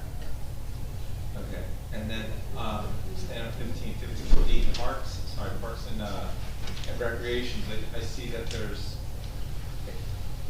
am I thinking about this right? It seems like there's cuts, and are we assuming that we're gonna make these cuts up with raising the recreation fees. And I'm just asking this because, I was the liaison to the rec board, and I just remember only a couple of years ago, or a few years ago, they were agonizing over, raising the fee to be in summer recreation camp. I mean, they understand it's a stretch for a lot of people. So are we, A, why is it the cuts, and then B, are we making that up with fees for camp? No, so it's really a reallocation. If you can remember, too much was allocated in 2023 as part of the transfers we did at the end of the year. I'm sorry, There was too much allocated in 2023's budget. Okay. And then additionally, now camp counselor salaries are taken from the recreation trust in 2024 as opposed to being taken from the current fund because of that aspect in 2023. Okay. So you just don't need as much money, and we're not anticipating really hiking camp fees? Okay. Okay, that's out for now. So I guess just to follow, Ms. Marker, there's a shift in accounting. It sounds like a good shift, but you just said that we're now taking salaries from the trust. But in the past, is it the same? For camp counselor salaries in the past were paid out of the current fund. Camp into itself, so the rec trust, the purpose of it is that the money generated through recreational activities should stay and fund more recreational activities. So camp counselors, by essence, it's a very large program. They were super successful. Courtney did a great job this year. So because that is a self-contained program of the recreation department, that is why those salaries should be taken from the trust. It's just a more accurate accounting and a better way to do it, to actually see the money that's being spent on recreation and then the funds that come in go into the recreation trust. And roughly, I mean, maybe things aren't all equal, but if all things were equal, this change that you're describing, by flowing these things, the trust sits there with dollars that come in. If that process hasn't changed, then the same volume of dollars should be coming in year in, year out. But now we can offset some of the current fund expenses by dipping a little more into that trust. Correct, as long as it's for purely recreational Exactly. activities, that's what we can, that's allowed, the trust is allowed to use. And we've said in the past the same for tourism. Any trust, and for Shade Tree, we can dip in for whatever that trust is established for. Correct. But we weren't doing it completely last year. Correct. Right. Not only did we get the process squared away, but from a volume standpoint, we had a significant increase year on year in number of camp attendees. We went from 60-something to like 95, so that also was a very positive information. And just roughly, again, roughly, how much should that benefit the current fund? Is it 5,000, 10?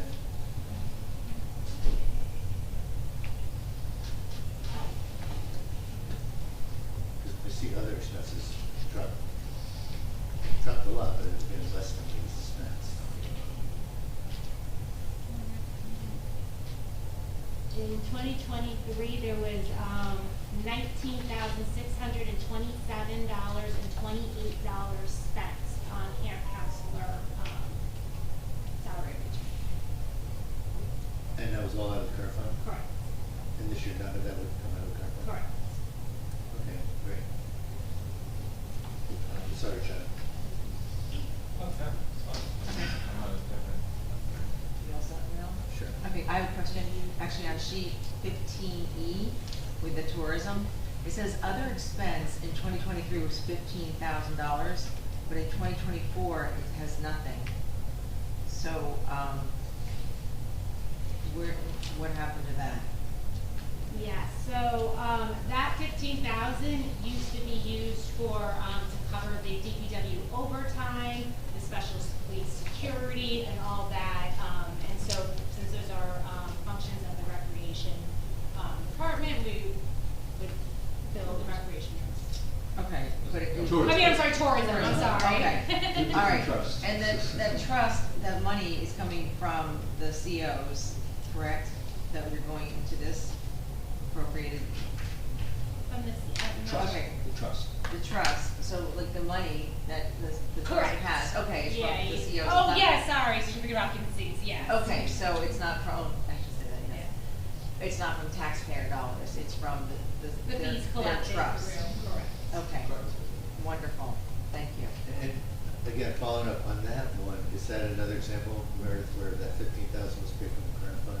Well, appropriated in the current fund, but 9,000 was paid, but next year it'll all flow through the trust? Correct. Okay, so right there, we've reduced the current fund to 30 grand between the two, roughly. Okay, great, thank you. I'm gonna stay on sheet 15E. And I see like street lighting jumped a lot and also gasoline a lot, and then just the amount that street lighting jumped under utility expense, it's like $16,000, which seems like a lot, and then gas was also up a lot, but as far as I can tell, gasoline's cheaper than it was a year ago, unless I'm completely remembering this wrong, so I'm just curious why is that. So the gasoline question we did cover at the beginning of the meeting. I will go over that again, I don't mind, but to just do the street lighting. So finance and DPW administrative staff examined the 2023 billings and assignments and got them to the correct sub-accounts. Additionally, there's been more accurate identification of meters and buildings being serviced, and we also eliminated some meters, and that contributed to better accounting. And then But meters wouldn't, how would that affect street? I'm kind of not following that, like how would that affect street lighting? I know, I understand that each street light has like its own meter, but the amount that we're allocating, like, how does, I'm not understanding your answer, sorry. Okay, so basically, the big cost difference was that we got attributed to different sub-accounts. So we were able to basically correct the sub-accounts from before. So in 2020, can you better explain this? I'm having trouble.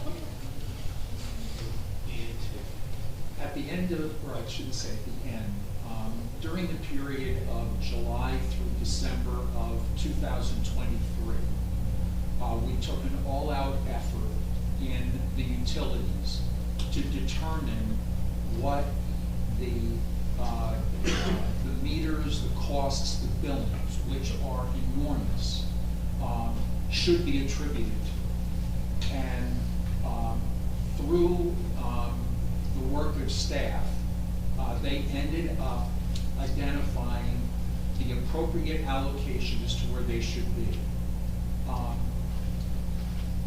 Last year, the budget was adopted somewhat late, and as the CFO has indicated, there were some issues in terms of the administration of finance that were lacking. And we went through the process to be able to develop the budget for 2024 by doing a complete analysis of all of the utilities, what the appropriate location should be for the payment, and these numbers reflect what that analysis ended up showing. I'm going to take the opportunity to indicate that because there is no adopted budget yet, there are no appropriate accounts for expenditures that have had to be paid, that the governing body has authorized on bill lists to be appropriately posted to the right sub-accounts.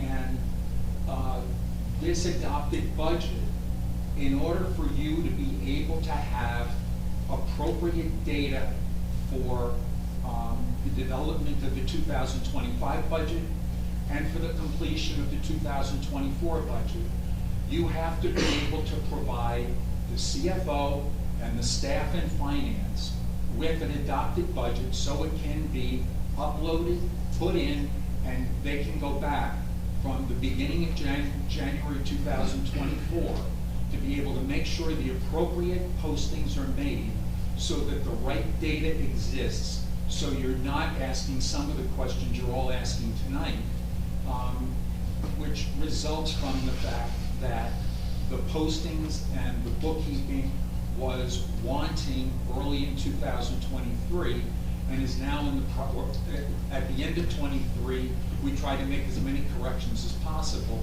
but for the '24 budget, while I was still here as the administrator, we began the process of trying to make appropriate allocations. So you see these differences that exist between '23 and '24. '24 is accurate, '23 is spurious. I'm sorry, Mr. Fair about Barry? Spurious. Spurious. Not reliable. Yeah, thank you. Thank you.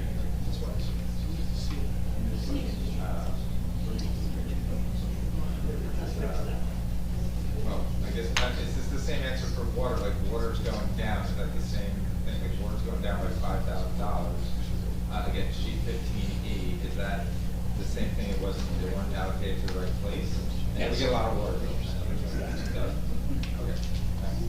I have a question on sheet 16 with the construction official, other expenses in 2023 were 17,000, and this year, 2024, 33,700. Why such an increase when we only paid $6,242 a year this year? Yeah, so this increase, there's a couple different reasons for it. About $2,000 of it is in office supplies. As you know, we moved back to the Biasi Center, so a new copier, new printer, etc. There's about $500 included for trainings and dues that were previously included. There is a $4,000 increase in hardware software equipment, and then about a $6,000 increase on maintenance agreements. This mostly comes from GovPilot. That's the main software that department uses. There's also a new line item for uniforms per UCFW contract. Yeah, so that's pretty good. Okay, thank you very much. Sheet 20. The maintenance of the free public library. That went up from 634,000 to 706,000 approximately.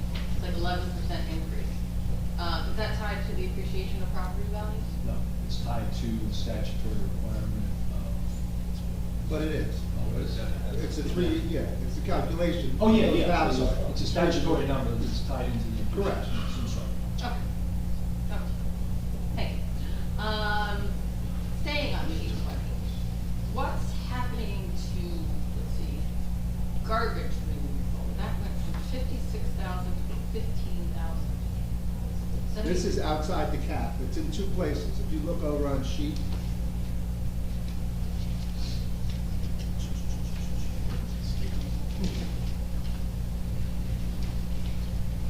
Sheet 15C. You have a garbage and trash removal inside the cap. There's a calculation provided by the state that allowed municipalities for these items that you see on sheet 20 to allocate part of these funds to outside the cap because of the vast increase over the years on these certain line items. That doesn't happen every year. That's why if you look at PFRS, PERS, there's nothing there this year because they brought it all back in and gave you a one-time adjustment to be able to increase your inside the cap number. Oh. So that's not allowed to increase outside this year. And the difference between inside and outside is you're only allowed to have so much on the inside. Once you hit that, you would have to go to referendum to exceed it. So that's why they have inside and outside the cap. And then liability insurance did. Liability insurance has gone through the roof for everybody. COVID is catching up to everybody, and the insurance companies took a bath, and now we're all gonna pay for it.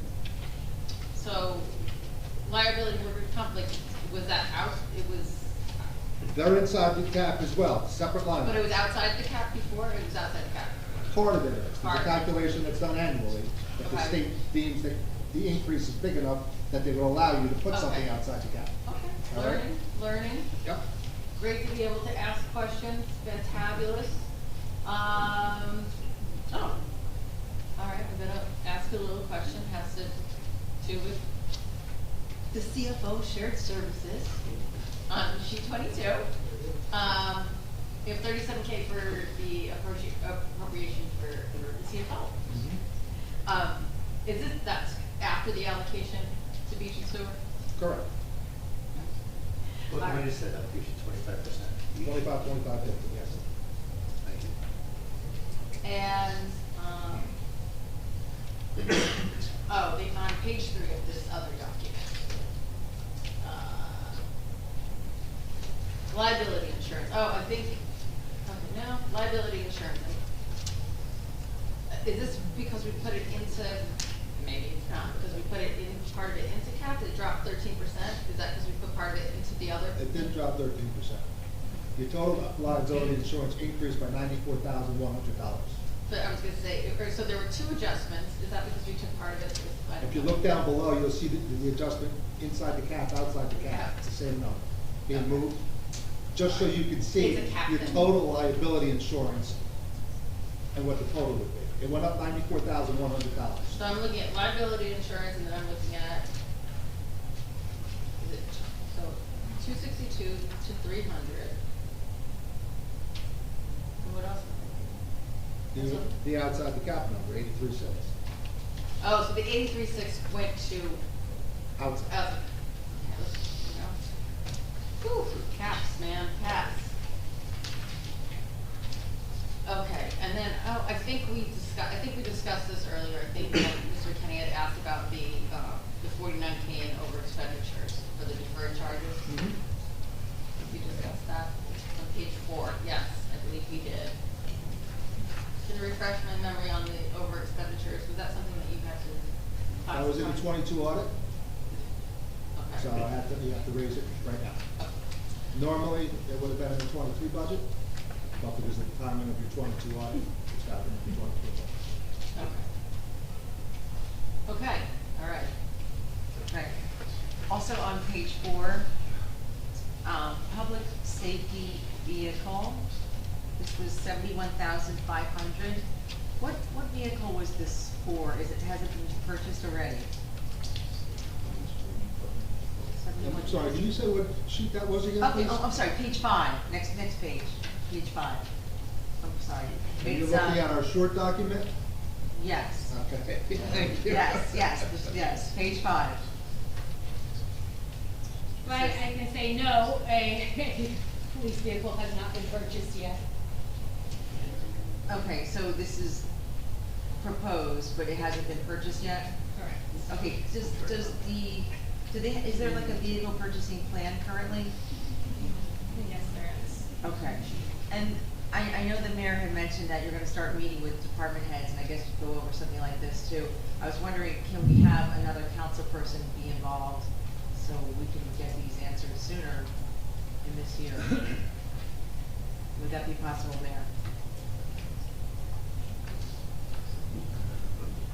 I'll defer that question right now. Okay. Focus on- Well, I'm just saying because you're not gonna be here next year, and this would make it a lot easier, like this communication's wonderful, and, it would be really helpful if we could commit to having a council person in with these department heads. Silence.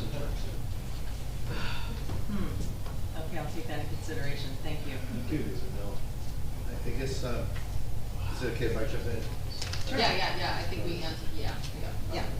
I want to ask you a question, back to sheet 6, Uniform Commercial Code, Uniform Construction Code fees. One simple question. I don't know a lot about this category, but my understanding is we have to charge an amount that's roughly equivalent to reasonable cost of salaries and operating expenses. Is that correct? So I know you're brand new here, but do you know if we monitor this 170,000 amount? Like, is this close to? I see last year we realized the cash was 679, but what are our reasonable operating costs and salaries? Like, is this close to it, or is this a lot higher, a lot lower? I believe it's low. So, You spend more than what you bring in. Okay, so. They're on that water. Okay, so but we're allowed to charge more. Correct. Okay, so should we, I guess the You might question. wanna look at your ordinance and the fees you're being charged, but you also gotta remember, it's a year-to-year situation. If people aren't building and you have the employees, you don't have the revenue. So, you know, it's, Lately they've been building. so I'm just throwing it out there for your education to realize how a cyclical thing it could be. Appreciate that. Yeah. Can you give us a ballpark, are we within 50 grand, 100 grand? Off the top of my head, I don't recall what the UCC actual report file sent in, but I think it was close to 50. Okay, great. But I can get you the concrete number on the support, the report I submitted to the state. Okay, great. I don't know, did you guys have any other questions? I have a beach utility question. Go ahead. Oh, you do too, John? Go ahead. All right. Well, my question comes back to the parking meter revenue, and it shows up on different exhibits. I guess sheet 31 is a good one. But I think it's also on sheet 4, and I think I've got a few spots. But generally speaking, we don't want to commingle dollars unless we can, unless we can identify that we have certain costs that we incur on behalf of maintaining the beach, then we allocate some of the current fund costs to the beach, salaries and wages, pensions, whatever, healthcare, and vice versa, right? Normally we don't commingle funds. We are taking 31,000, it appears, we're capping the beach anticipated revenue at 100,000, and the excess of 31,000, we're taking that into the current fund. What's the basis for that? I just want to make sure I understand that This goes back to what you asked earlier. You can't anticipate more than you realized. So we realized $130,000 in the beach in '23. The 30,000 was put into current, 100 was left in the beach. There's 130 on what you realized in the prior year. Interesting. So I thought. And I wasn't doing a certification for increased fees because I don't have enough history here to know what your fees are going to be. Okay, I thought the revenue realized was 133,000. No, last year. What was it? I mean, what exhibit would that be? 31. It's on sheet 31 right next to it. Yeah, I'm getting there. Parking meter fees. 3184. Realized 130. Okay, so wait, so I missed something. We realized 130, why are we capping ourselves this year at one? Because I used the other 30 in the current fund to justify that we were putting 30 in the current fund. Okay, So that 30, that 100 is my 130 we realized in the prior year. okay, good, so you and I are with each other numerically, I get it. But my understanding was we shouldn't take beach revenue and bring it into the current fund, but you're saying we can. And is there any issue we should be concerned with? Because we're taking beach The revenue. state certification had no problems with it. So I don't believe there's any issues. Okay. Okay, so they would flag it if there was an issue, as opposed to coming back to us later. They've already come back. They would have done it in the review of the budget this year. It's funny, when I asked this question 5 months ago, the answer was we can discuss this in 2025. We can. It's a policy decision, there's no I doubt think about it's a that. policy decision, yes, that's absolutely correct. But what we have in the budget is what we have in the budget. I just wanted to have this discussion 5 months ago, and it was pretty easy, but, thank you. Okay, also in the beach utility, 32B, yeah, it's a debt-related question. 32B, I just want to understand what's happening. You're probably going to tell us it's just corrections of where we put things a year ago to where we're putting them now, but I'm guessing there seems to be a new interest row for Monmouth County, the 119,000. 32B under debt service. There's 119,000. That is, what's that related to? I should ask you. The note, For what? the bond property? anticipation. The outflow pipe? I'm gonna tell you in 1 second. It's gonna be the cave. You have, under the beach, you have $1,500,000 for McCabe Ocean stormwater outfall. And then ordinance 2211, which was various capital improvements, we drew down a $2 million. Okay. Was that all interest or no principal? No principal. Okay, and it kind of related, I guess I just want to make sure I'm not confusing myself with the way that this one. That new number, that 119, in fact, should have been new in 24. It's a new. You had nothing outstanding at the end of 22. What about 23? Yes, that's what, you paid 23s already March 15th. They took out, our predecessor, a 90-day note with the county. Okay. On December 15th to March 15th. On March 15th, we paid that part already. Now you took down the 3.5 that I just mentioned. That's not due until next year. There has to be a 9-month accrual or a 9.5-month accrual to cover the interest on your 2 utilities because it operates as an enterprise fund. Okay. You don't have to do that for the current fund. That's a cash basis fund. Okay, but we didn't have a comparable level of activity in 23. No, I just, you don't. I wasn't tracking the dates. Okay, You had good. nothing to pay in 23. And then what happened, capital outlay of last year, I'm looking side by side, okay, 23 versus 24. Capital outlay, good size number 184, last year, nothing this year, what was that related to? It drops off to 0. I think in 2023, there were funds available in the capital surplus fees for capital outlay, and that this condition doesn't exist in its official level for this year. But that's money we funded into capital improvements, you're saying, correct? I'm saying that there was, yes, correct. And now that we've put that into capital improvements, we didn't need to add further to that, so we have 0 this year.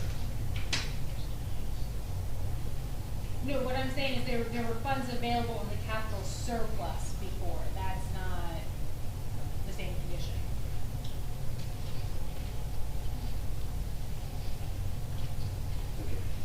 Okay, so we, again, I don't know, when I ask these questions, I don't know if there's real activity that you guys can just explain, or whether it's, oh, that was in the wrong bucket last year, we're putting it in the right bucket now, so. No, it wasn't, that has nothing to do with buckets. It was a policy decision not to put anything in the capital outlay this year. Okay, I didn't know that, thank you. You're welcome. And last year, it looks like, last Sure, year. hold on 1 second, please, Mr. Fryerback. Take a look at sheet 26 and 26 there. Yeah, he's talking about the beach. I was talking about the country. We're good. We're good? Yeah. Okay. There was also sheet, I'm just going through my beach list, sheet 33.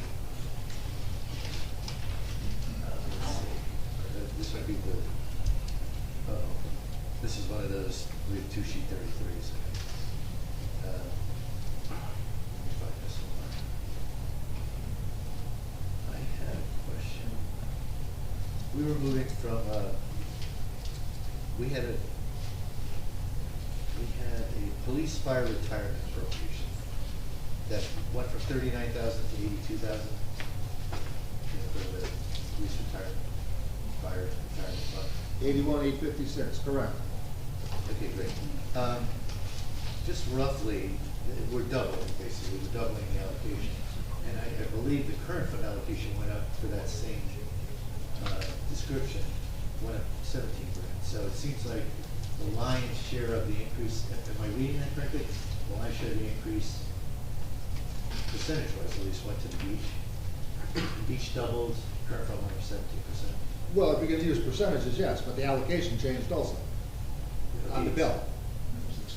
So that's part of the percentage. You can look at the percentage, you gotta look at the total bills. Yeah, no, that's why I'm asking for help. If the total, I don't know what the, I mean, we could add it together, but I guess what I'm wondering is, if we normally have a percentage allocation, so much current fund, so much beach, the percentage allocation changed heavily to the beach. The percentage allocation doubled. I can't speak, I don't know off the top of my head, it's double or not, I just know what we allocated. And maybe you can quite know, maybe some of that doubling was in the beach itself, but it looked like the aggregate retirement fund might have got up 20%, but the current fund went up 17 and the beach doubled. And I was just, and when I think of the beach, I think of a lot of our police patrol and officers and specials. We're heavily weighted towards folks who are probably not eligible for the retirement fund. So I was just surprised to see that, over shifting, as it appeared to me, to the beach. But is there a formula someone could share with us later to see how the allocation is made? It's on page 8 of the budget introduction that was submitted on March 27th. It's actually, it's on the introduction, no, it's, In the budget. you're talking about the budget. Yeah, okay, the letter, what does it say? It's all the allocations. All right. So we had many different budget messages, so if that. We've got one of the messages. Yeah, listen, we've got a lot of different documents, but it's okay. And I'm gonna, let's see, I think that was it for my beach questions. I have a beach question. For the beach utility, on sheet 33, it says over expenditure, $56,000.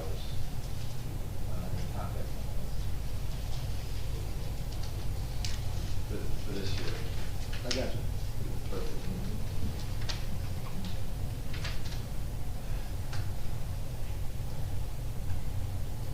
There was, the audit reflected an over expenditure of $29,000 for debt service.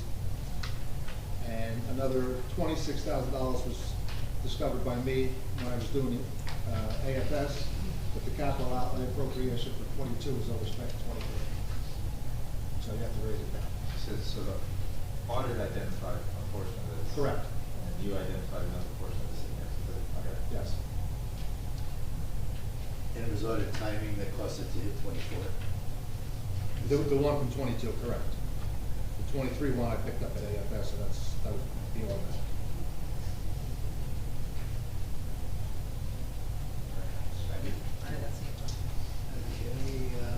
Okay, I've got a question, I guess, no. Actually, I'm good with the question. We covered it in my last conversation on the note bond interest thing. Jane, did you have a question? No, I had the same one as John, and it just got answered about the over expenditure. Thank you, John. And I've got the MCI interest. You've answered a number of questions, so I'll check them off, so thank you for that. I asked about no principal payments because you said we're making no principal payments on that. Correct. Okay, I want to ask one or two quick questions about the capital budget, and specifically sheet 40B. I think this might just not be updated. I don't know when the last time you said it was updated, but 40B. Here we go, 40B1. There's a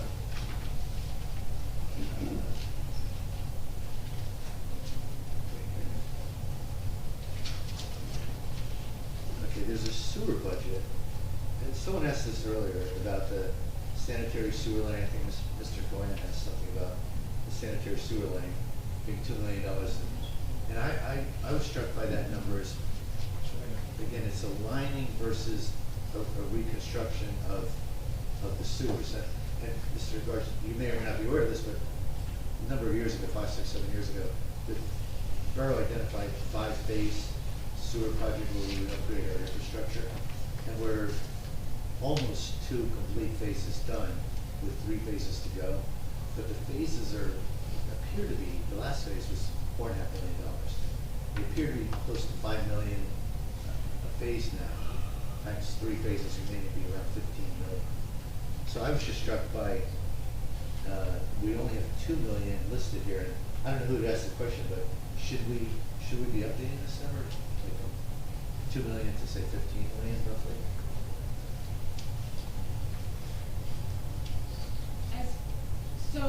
With the capital improvement program, it's over the 3 years, so it's not the entire, it's not all 5 stages. Okay, so this is a 3-year. Correct. It's Okay. what we're gonna accomplish, or what we hope to accomplish in the next 3 years. And what we have done with some of the grants we've got is taken pieces of streets, Fifth Avenue, Park Place, and rather than take a full phase, we've been kind of going to places we can afford to do some of those things. So yes, that's kind of it's a little bit different than phase one and phase two, but we do need to look at the total. And I was just wondering, I assumed when I first looked at this, I assumed incorrectly, that the capital improvement plan might be more like a 10-year outlook. So is 3 years the standard, or do we have a choice? So you have a choice of 3 years or 6 years for capital improvement program. The first document I sent, I don't know if you remember, back in January or December was the 6-year. We decided to condense down and just present the 3 years. Just, because that's As Yeah, required that's by all that's law. required, thank you. Your population is under 10,000, so you only have to have a 3-year program. Okay. Over 10,000 requires the 6-year program to appear in this document. You can have your own internal 10-year project, but it doesn't show it. Okay, all right, no, that helped, because again, it seems like a low number, but when do we review that next? Is that an annual thing we look at? Probably should be when we start the departmental reviews, and we have to have a strategic conversation on sewer anyway. We've got Fifth Avenue, Meredith, and Park Place, so they the two right now. I think we got grant money. No, it's Fifth Avenue and Park Place maybe.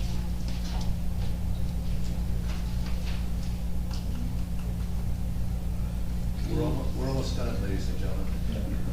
I think it's Park. I got it. Thank you. 559,000 grants we got for Park Place. So those are the two we're working on right now, Fifth Avenue and Park Place.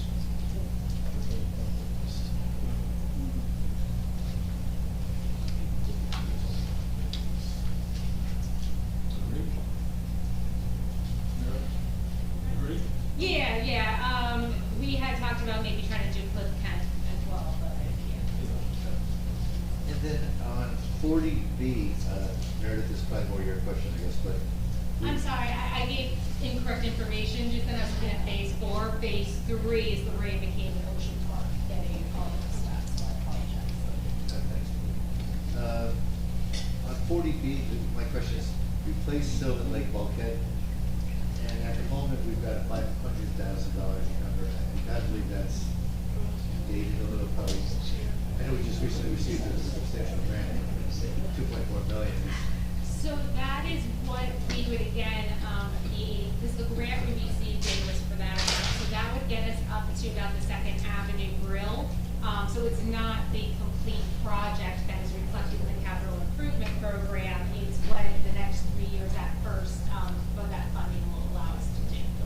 Wait, you just said Sylvan Lake bulkhead. Oh, I'm I feel like sorry. We're talking about The beach extending the. bulkhead. Yeah, I apologize. That's okay. Yeah, so any, so those grant funds haven't been received, and when they are, it will be through a chapter 159 or through an ordinance. And at that point, we'll update this to reflect how much is our cost versus what grant funding would be available. Column 5B says. Correct. Grants and aid and other funds. Yeah. Okay. Okay, again, it looked out of sync with the numbers I'm hearing to restore the bulkhead, so just want to check. That's good for me. John, did you have anything left, or, Kristen? I have a capital budget question, sheet 40, it's more about a time question sheet, I guess it's 40B. We're talking about, vehicles, police vehicles, there's an item, $221,000, DPW vehicles. So this is a future need, it's not funded, but is there a time frame that, we think, come up with a number, but what time frame does it reflect? Is it like we need these in the next, on this in the next 2 years, or the next 5 years? 40B is your summary. If you look at 40C, it breaks out the 3 years on what you're gonna use. Oh, so it is 3 years just because, like you said, it's 3 Correct. years because of the size of the town. Okay. So, there's a vehicle, I believe, for each year. So it's 3 first, okay. Yeah. Do we know what is the DPW vehicle that is $500,000? So it's several, actually. Okay, A beach rake, a pack and load, and a, It's a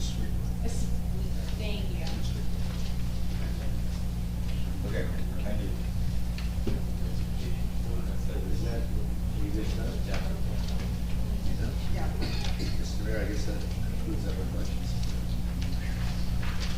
Okay. What I would, Bobcat. what I would, like to make a motion to, close the council discussion and, adopt the 2024 municipal budget. Now, No, I didn't do it right, I'm sorry, close it, I'm sorry. Close the public Close the portion. public. Yeah. Close the hearing. Close the public. now you have to Close the introduce hearing. Correct. the amendment. Right, now. No, you don't have to close it, it's discussion, I'm sorry. But the next thing on the agenda is a resolution 2024-174, the adoption or amendments to the 2024 budget. Do you need to read that? It has to be read in fall. Right. So, you do it? Yeah. Executive Chairman.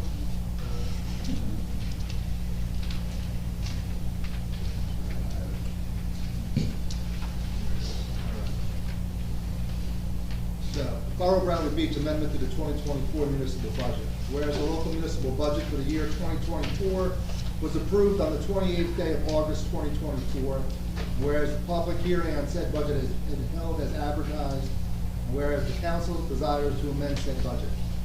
Now therefore be it resolved by the council of the Borough of Bradley Beach, County of Monmouth, that the following amendments to the approved budget for 2024 be made.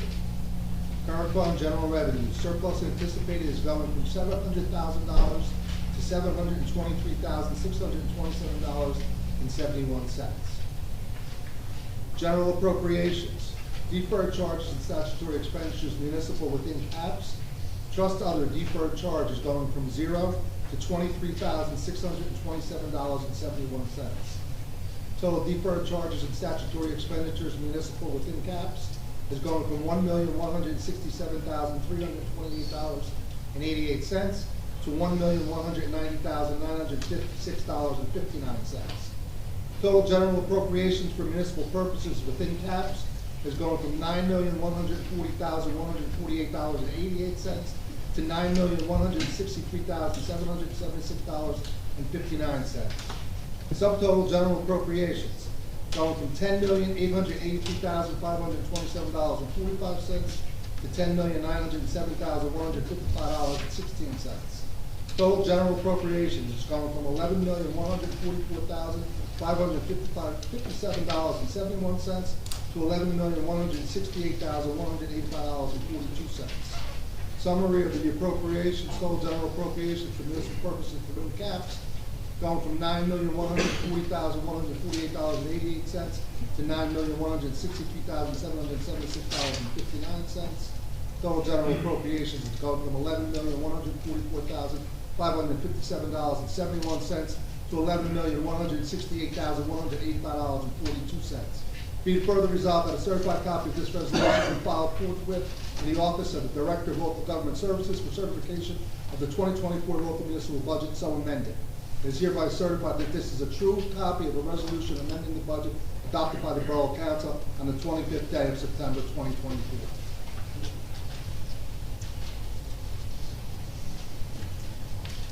So, I'd like to make a motion to approve resolution 2024-174. Second. Second. Mr. Noble? I'm not sure why we had to wait 5 months to have these questions answered. Collaboration clearly works. I do hope that we have more collaboration in 2024 for our 2025 budget. I hope that the Finance Committee could include another council member. Clearly, we had a lot of questions, and this could have been avoided. Our fines could have been avoided if this was all done earlier. So I hope we learned a lot, and we learned a lesson that when you collaborate, you can get questions answered and you can get things done. Thank you, Ricky Gartz, for being here and answering our questions. We weren't that bad, were we? I didn't anticipate you being bad. Oh, that's nice then. Well, thank you, and I'm gonna vote yes. Mr. Gubatose? Well, I've got a prepared statement I'm gonna read, and then I will vote, but my statement is, I am very pleased that the council was finally allowed to meet with our CFO tonight, and that we were allowed to ask questions. Per a recent conversation with the Director of Local Government Services at the Department of Community Affairs, the DCA, I was told that she had never before heard of a situation where the council of any New Jersey municipality was not allowed to meet with their department heads and their CFO prior to approving an annual budget. Here in Bradley Beach, anyone who has joined a council meeting over the past 6 months knows the story of why we are voting to adopt our 2024 budget as we enter October of 2024. We should have adopted a budget during March or April or May or possibly as late as June. Unfortunately, there's been a total lack of collaboration with the council, and there has been no transparency offered to our residents. However, it is time to move on. 75% of the year's budget has already been spent.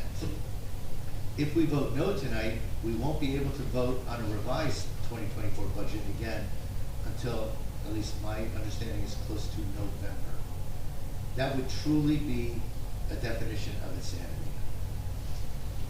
At this point, it is simple. We must approve this budget adoption tonight. Whatever might be wrong with this 2024 budget, the new council with the new mayor will work hard to fix it in 2025. Next year, the budget will be built with an open sharing of ideas and with professional collaboration. The council will actively engage our residents, and our new reconfigured council will work together to serve the people. My concerns raised earlier, I want to repeat them in the hope that come November 1st adjustments, we might be able to accommodate any remaining concerns regarding the local 152 salaries. A large portion of that, of course, is DPW. We don't know where that's built into the budget. The police equipment that I brought up, I don't have specifics. I don't know if it's, we need 5 license plate readers or 2 or 7, but I'd like to engage with Captain Arnold, have our administration engage with him, with Chief Arnold, to make sure we get the right equipment. And again, just to make sure we've got the retro pay for all of 152, but we specifically hire the people that our DPW needs. So we'll have that conversation on November 1st. As for my vote tonight, I vote yes to adopt this resolution for the 2024 budget. Thank you. Ms. Mahoney? Excuse me 1 second, just so we're all on the same page. This is voting on the amendment resolution, not on the voting on the budget yet. All right, I'll just vote on the amendment and okay, just so we I'll understand. reread my statement. Okay, all right. Look forward to it. When is the vote on the budget? Right after this. That's next. Oh, so that's actually gonna be resolution number 181, everybody. This is adding the 23,000 Okay. basically to the Then my answer Yes. anticipated surplus. is yes, because I didn't see the budget as a separate item on here, but, then yes for the amendment. Yes, to the amendment, yes. Thank you. Mr. Weber? I will also vote yes to the amendment, save the fun stuff. Mayor Fox? I'll vote yes on the amendment. Thank you. Okay, I will now ask for a motion on 2024-181. The one we just did is gonna be 181, because I just got that today. 174 is gonna be the adoption. 174. I'm Yes, sorry. I apologize. Yeah, I'm sorry. That's okay. 2024-174, which is the adoption of the 2024 budget. There it is, I'm sorry. That's okay. It's in a different place, so, sorry. That's all right. Do I have a second? Second. Mr. Noble? Yes. Mr. Gubatose? For all the reasons I said earlier, yes. Ms. Mahoney? I would like to say something. Not one of my council counterparts should have had to have spent the untold hours it has taken to get to this point. Hours and hours were expended asking questions, analyzing documents, requesting information, and getting no closer to clarity as current beach and sewer utility budgets changed from March 27th to April 19th, and then finally July 23rd. The surplus we have in the current fund has been reduced from 2.8 million in 2022, and now will be 1.4 million in 2023. The beach utility 2 years ago will go from a $1 million surplus to $662,000. The sewer utility will also be reduced by approximately $500,000. Our percentage tax increases over the past 2 years with this administration has been in the teens, outrageous numbers in and of themselves. But combined with the surplus this administration has dissolved, this equates to a tax increase of over 21% in each of the last 2 years. And again, here we are. As September wanes and we look to October, we are once again asked to approve a temporary emergency appropriation. Oh, we would have been. It would have been our third. Thank you so much, Mayor. You're welcome. We would have been just $4 million short of spending the 2024 budget that this administration had requested. If we request changes to this budget, including the time to reintroduce and approve, we would need to wait more than 30 days. This has been a sad process and a clear demonstration of inefficiency and obstacles. The future mayor and administration of Bradley Beach will have a monumental task in front of them. The solvency and future of the borough will be dependent upon the changes that need to be made in 2025. The buildup of reserves, the articulation and effectuation of an audit remediation plan, which is now 6 months overdue for 18 items, the reduction of spend, and ultimately the cutting of our outrageous taxes. With 3/4 of our fiscal year completed, we need to move forward. Having this budget approved before November may allow us to shift monies from one category to another, an opportunity we would not be afforded if we wait any longer. It will also allow us to commence the 2025 budget. For this reason, I vote yes on approving the budget. Thank you. Mr. Weber? I'm not going to comment on the last 5 months because that's already been commented on, but I will say something about the last month, essentially.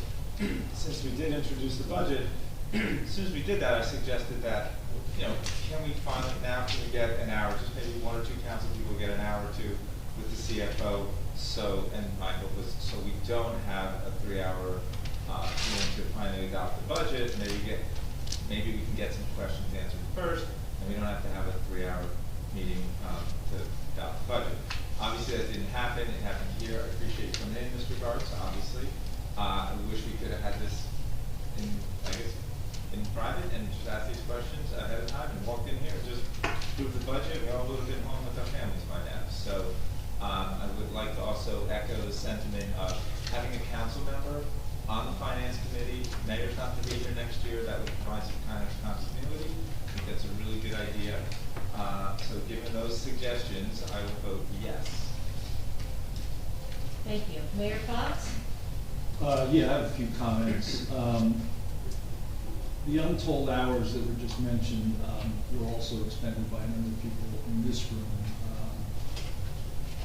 And I appreciate all of them doing that. Some of the comments that have been made are just really not correct. You corrected me. What else? You corrected me. Well, I said we had to sign through an emergency appropriation, so you stopped me and corrected me. So there's some other things. Oh, okay. Yes, I'm sorry. Okay. So, for those who don't remember 2021, in 2021, we shifted some school tax to our surplus, about $700,000, which got us up to that $2.8 million number. Right now, our projected surplus, which I think is pretty accurate, it should be about $1.5 million, represents about 13% of our total spend. That amount you know, a common cited benchmark for municipal surpluses is between 5 and 15%. So we're well within that. We're kind of leaning towards the conservative end of that. Surpluses are built for a number of reasons, or for a number of components, but what you don't want to do is overtax people and then not utilize that and kind of give that back. So that's kind of the process around that. We've recognized we've got to manage that carefully. We took the surplus that we were going to utilize from $1.1 million last year to 700 this year, 720 because we had that last amendment. And I think we're in pretty good shape in that area. I feel pretty good about this budget. I've always felt pretty good about this budget, and I hope that we can get ourselves reorganized around this November respend plus loading this budget, because there's a lot of administrative work that has to take place now. So I vote yes, and that's my comments. Thank you. I do want to make a motion here. Say it's all. Nope. Hang on. I want to make a motion to move up the ordinance 2024-9 before Mr. Gartz leaves, in case there's any questions relative to it. There's been questions asked and answered by the Borough Administrator, but I want to make sure that if there's any other residual questions we haven't. So I'd like to make a motion to move up 2024-9 to a vote now. Mr. Mayor, just a quick discussion. My only concern is if the public had to make any comments about this particular ordinance. Like, if you're asking us to vote before we hear from the public. But, are you asking to? No. Does the public have any questions about this amendment or this ordinance? Thank you. So make a motion to approve 2024-9. We have to move it up first. Oh, yeah, I'm sorry, move it up to 2024-9 to prior to number 6 on the agenda. Mr. Noble? Yes. Mr. Gubatose? Yes? Ms. Mahoney? Yes. Mr. Weber? Yes. Mayor Fox? Yes. Now I'd like to make a motion to approve 2024-9. Discussion. Yep. Just a quick discussion. Mr. Gartz, maybe I'm directing this question to you. It sounds like I am. This is all about refinancing an existing bond with a new bond that should be a lower interest rate. And Mr. Marco shared with the council roughly save $10,000 or so in interest. $11,000 a year estimated. 11,000. Correct. Okay. And are there related fees for the bond underwriting? I just want to know, is it fully 11,000 save or? 11,000 over 9 years, so you will save almost $100,000. So Okay. So there's bond underwriting fees, but they're nominal. they're less than $10,000. And the other related question is, everything I hear and read, and I'm not an economic expert, but interest rates are dropping. Is there any reason we should consider delaying this and doing this as interest rates continue to drop, or perhaps say more? You go through the Monmouth County Improvement Authority for this. We cannot go outside of that. They issued the bonds. They're the ones calling for the refunding for all the participants in this. So if you dropped out, you couldn't do it again. I got it. That answered my question. No further questions. Okay, so. I'll second. Hold on a second. Mr. Noble? Yes. Mr. Gubatose? Yes. Ms. Mahoney? Yes. Mr. Weber? Yes. Mayor Fox? Yes. Okay.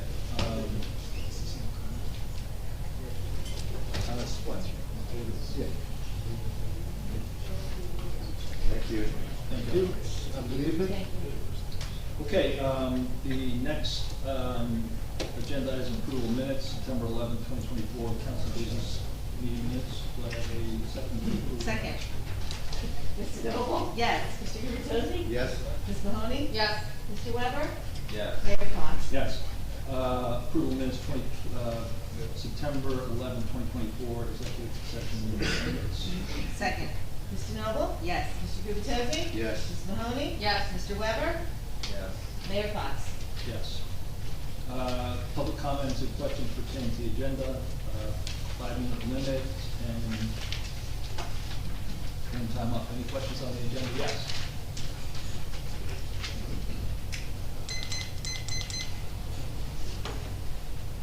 Eileen Shishias, 112 Fourth Avenue, Bradley Beach, concerning the bill list. Could someone please explain to me what the reserve for tourism development is? You have the page number for that? No, well, let me go. It is, unfortunately, I only have my list with me. It's all the, money spent for all the bands and all the entertainment. So that's what it is. Is that what you're asking? Yeah, but it's not a tourism account. It's not a tourism trust. It's reserved for tourism. The description is that. I think ultimately it ends up. Oh, I'm sorry. If you look through the bill list, I can go through that. I'm sorry, I don't have my itemized list with me that I normally have. But I would say, for example, I'm sorry. You're saying that anything that fell, it's not a line, it's not a group, it's any. In this column. It's, Yeah, okay, yeah, I they're got you. paying Anyone who bills for played. the various Yeah. entertainments. And I'm always used to seeing tourism trust. Mr. Fahrenbach, before you leave, could I ask you one question about bills? May I please? Okay. Mr. Fahrenbach, it's nice to see you. And I just have a question for you. I understand you've done a lot of work for the town. And have you or your firm or anyone else have been compensating you for the time that you have spent and all the various meetings and negotiations? No. You've done all of this on a volunteer basis? I've been volunteering for the borough of Bradley Beach, yes. And you haven't received any funds from anyone? Not since I left the position on the 30th of September 2024. And approximately how many hours have you volunteered? I don't know. Thank you. Thank you. You're welcome. Thank you.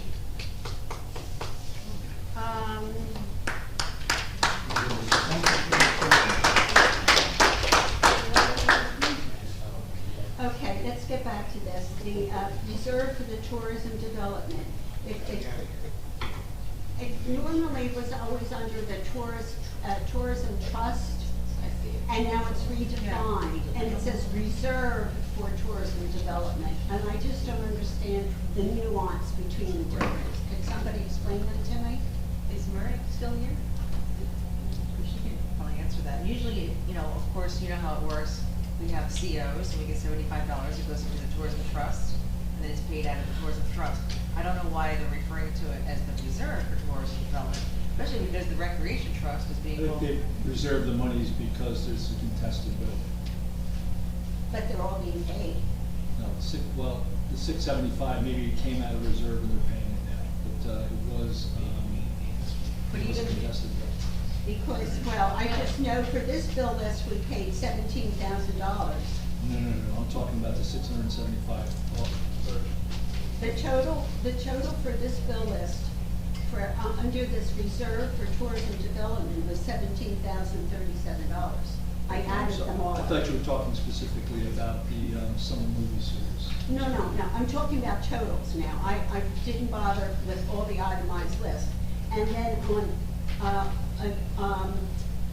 September, 8th, and that's August, 8/25 bill list, there was $9,650 spent from this account.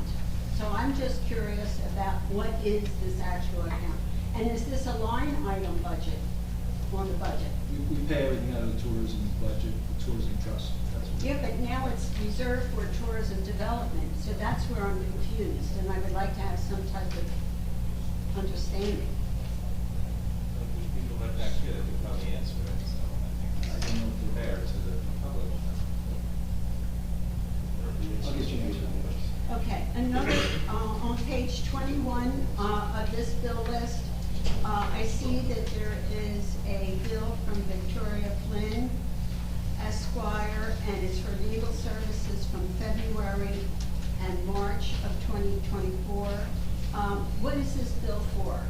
It's to do with one of the legal actions that we're taking back and forth. Okay, and has she been reporting to Mr. Cannon at all about her work product? No. Is that, Ms. Flynn? yes. No.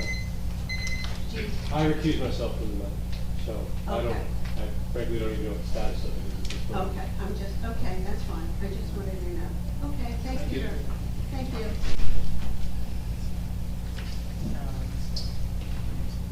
other questions? Yeah.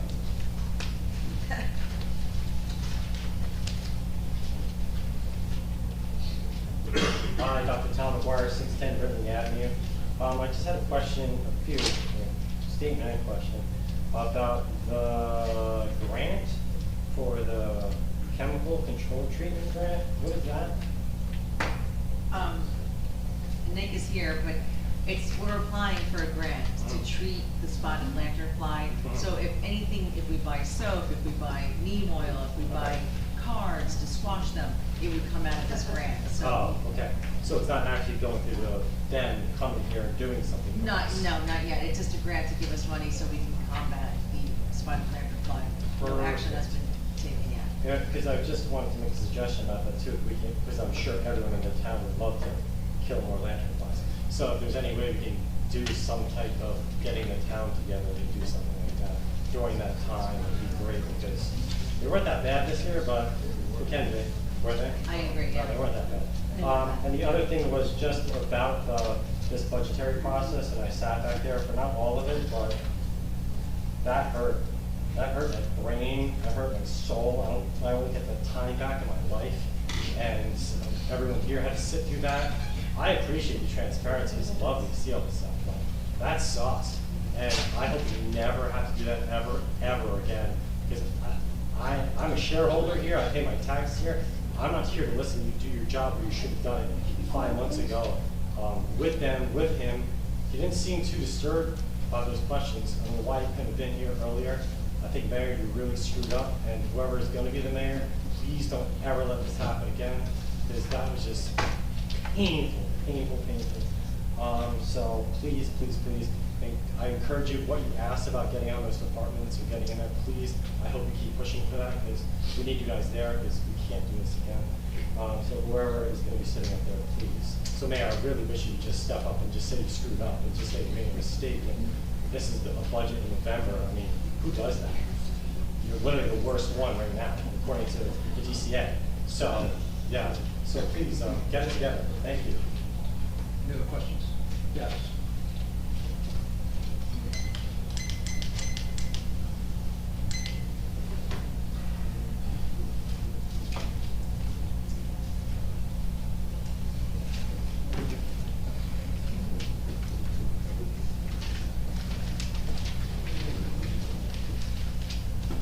Nancy Merrill, Ocean Park Condominium. I wasn't going to say anything tonight about the bill list, but somehow it becomes relevant as I sit here. And again, I realize we're sort of sitting ducks, we're waiting for a new administration, but we can't stop. So to build on Ms. Shishias's comments regarding the tourism development versus tourism trust, to me, it all comes down to sloppy work.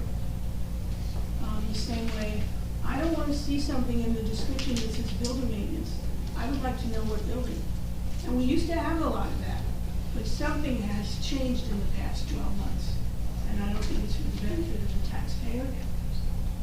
But regarding the bill list itself,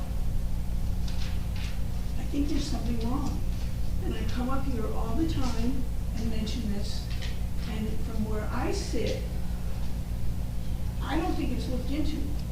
And it has cost us hundreds of thousands of dollars. And I would specifically point to page 14, Prime Point, which we paid $3,100 to pay our employees for the month of August. That was supposed to be free, because that was the deal with Provident. You're coming up to a new year, you need to switch payroll companies, this is absurd. And then on page 18, to say we're paying the state of New Jersey $19,000, I can't even begin to imagine what we've not paid that we're now paying.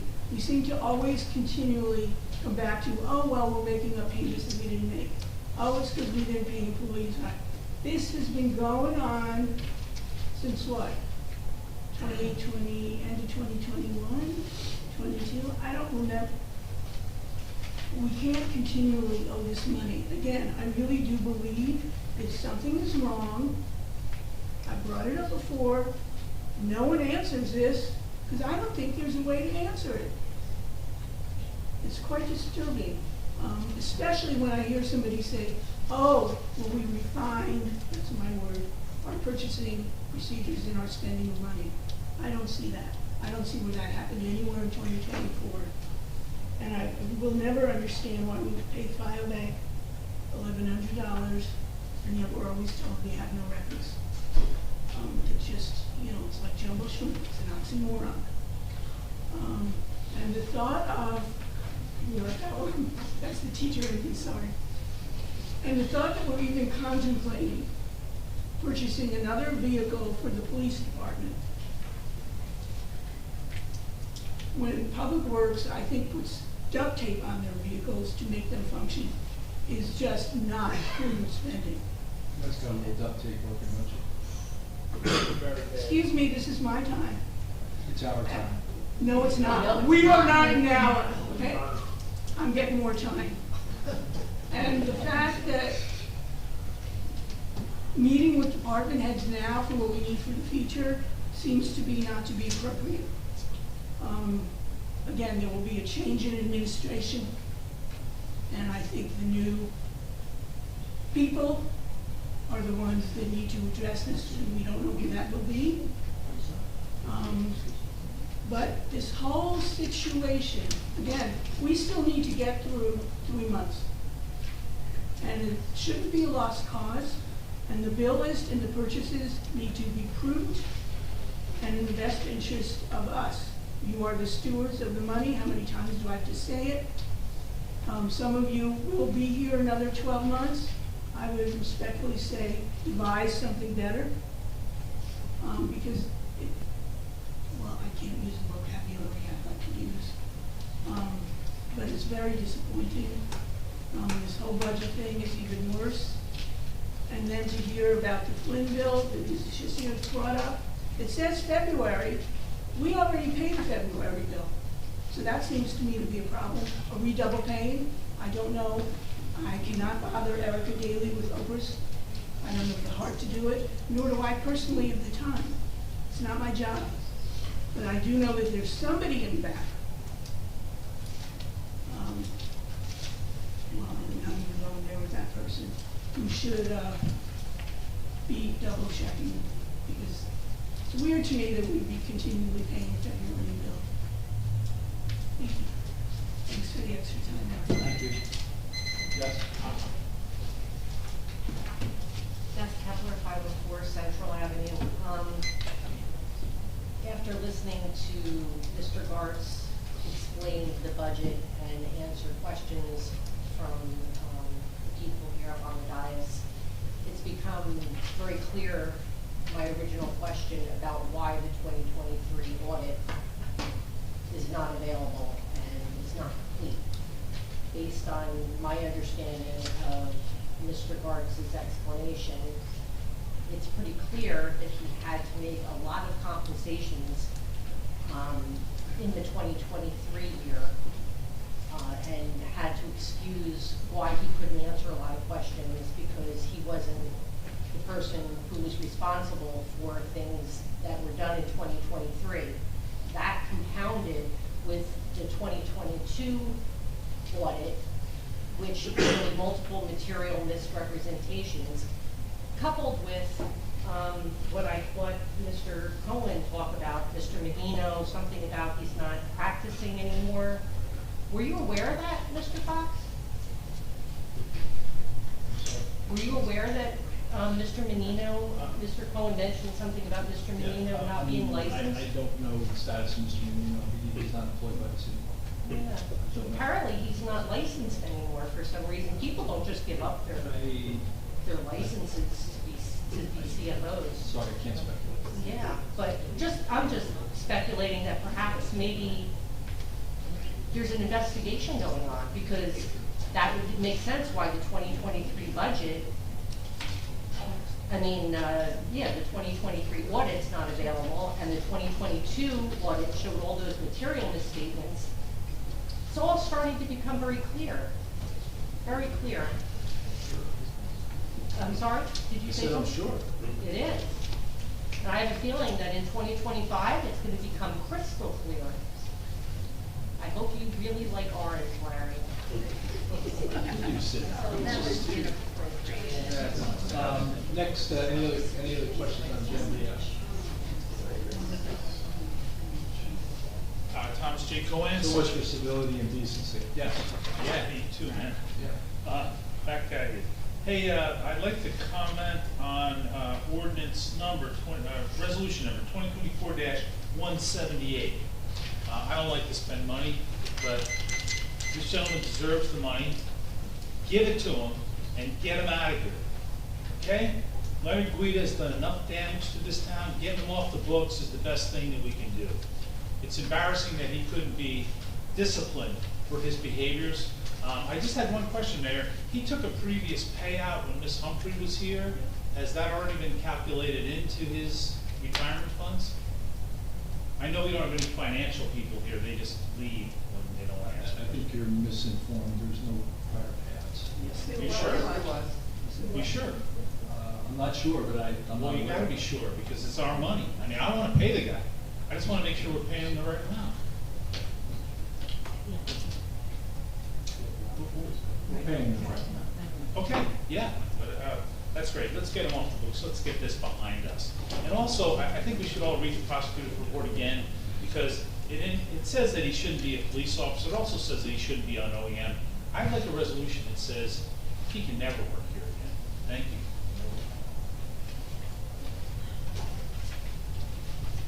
Any other questions? Okay, we'll move to the next agenda item, which is, we already have the ordinance, so we have no communications, resolutions, consent agenda. Make a motion to approve the consent agenda? Second. Mr. Noble? Yes. Mr. Guttosi? Yes. Ms. Mahoney? Yes. Mr. Weber? Yes. Mayor Fox? Yes. Individual resolutions, approval appointment of probationary firefighter Christopher Schottinger. Make a motion to approve 2024-176. Second. Mr. Noble? Yes. Mr. Guttosi? Yes. Ms. Mahoney? Yes. Mr. Weber? Yes. Mayor Fox? Yes. 2024-177, approving the certification of the U.S. Equal Employment Opportunity Commission. Let's go, Shamus. Sure. Mr. Kennan, I reached out to you earlier just because, ladies and gentlemen, what this is asking the council to certify is that we've read the state statute and we've read our policy and we've compared the two and they align. And I, for one, just hadn't done that, hadn't been asked to do it, hadn't reached out, but Mr. Cannon said he might be able to do that. I did, I looked at the background. Our policies match all the EEOC. The council can vote on the resolution with confidence. Thank you. So wait, so it's about the policies matching, it's not about the background checks on people that are in? So that your policy on hiring criteria, what have you, includes that updated language about not holding criminal convictions against them. It's updated 2023? Yeah. They do it every 2 years from the JIP. And so that change in the law has been adopted by the JIP, and it was adopted by you guys the last time that you did the manual. It should have been 2023, but may have been 2023. Yeah, it might have been 2020. Something I don't remember. Actually, I think it was 2022, wasn't it? You're supposed to do it every 2 years. I'd have to look at the I can't remember resolution, doing but it the we last did 2 do years, it but and we we did vote definitely on did it. it the last time that it was up. Yes. But we're not saying that, people don't have arrest and conviction records that are employed. That's not what it's saying, it's just matching policies. Correct, so going forward, you can't take that into account when you're So hiring. is it possible that we have people that have arrest and conviction records that are employed here? I did not look into that. I could not answer that question sitting here. I would say in the police department, definitely not. Right? I could definitely say in the court, definitely not. I could say people with CDLs have a very pretty clean record. Other than I haven't checked everyone in the building, but you know, the laws were different a long time ago. We have some long-time employees. I'm not sure about that, but.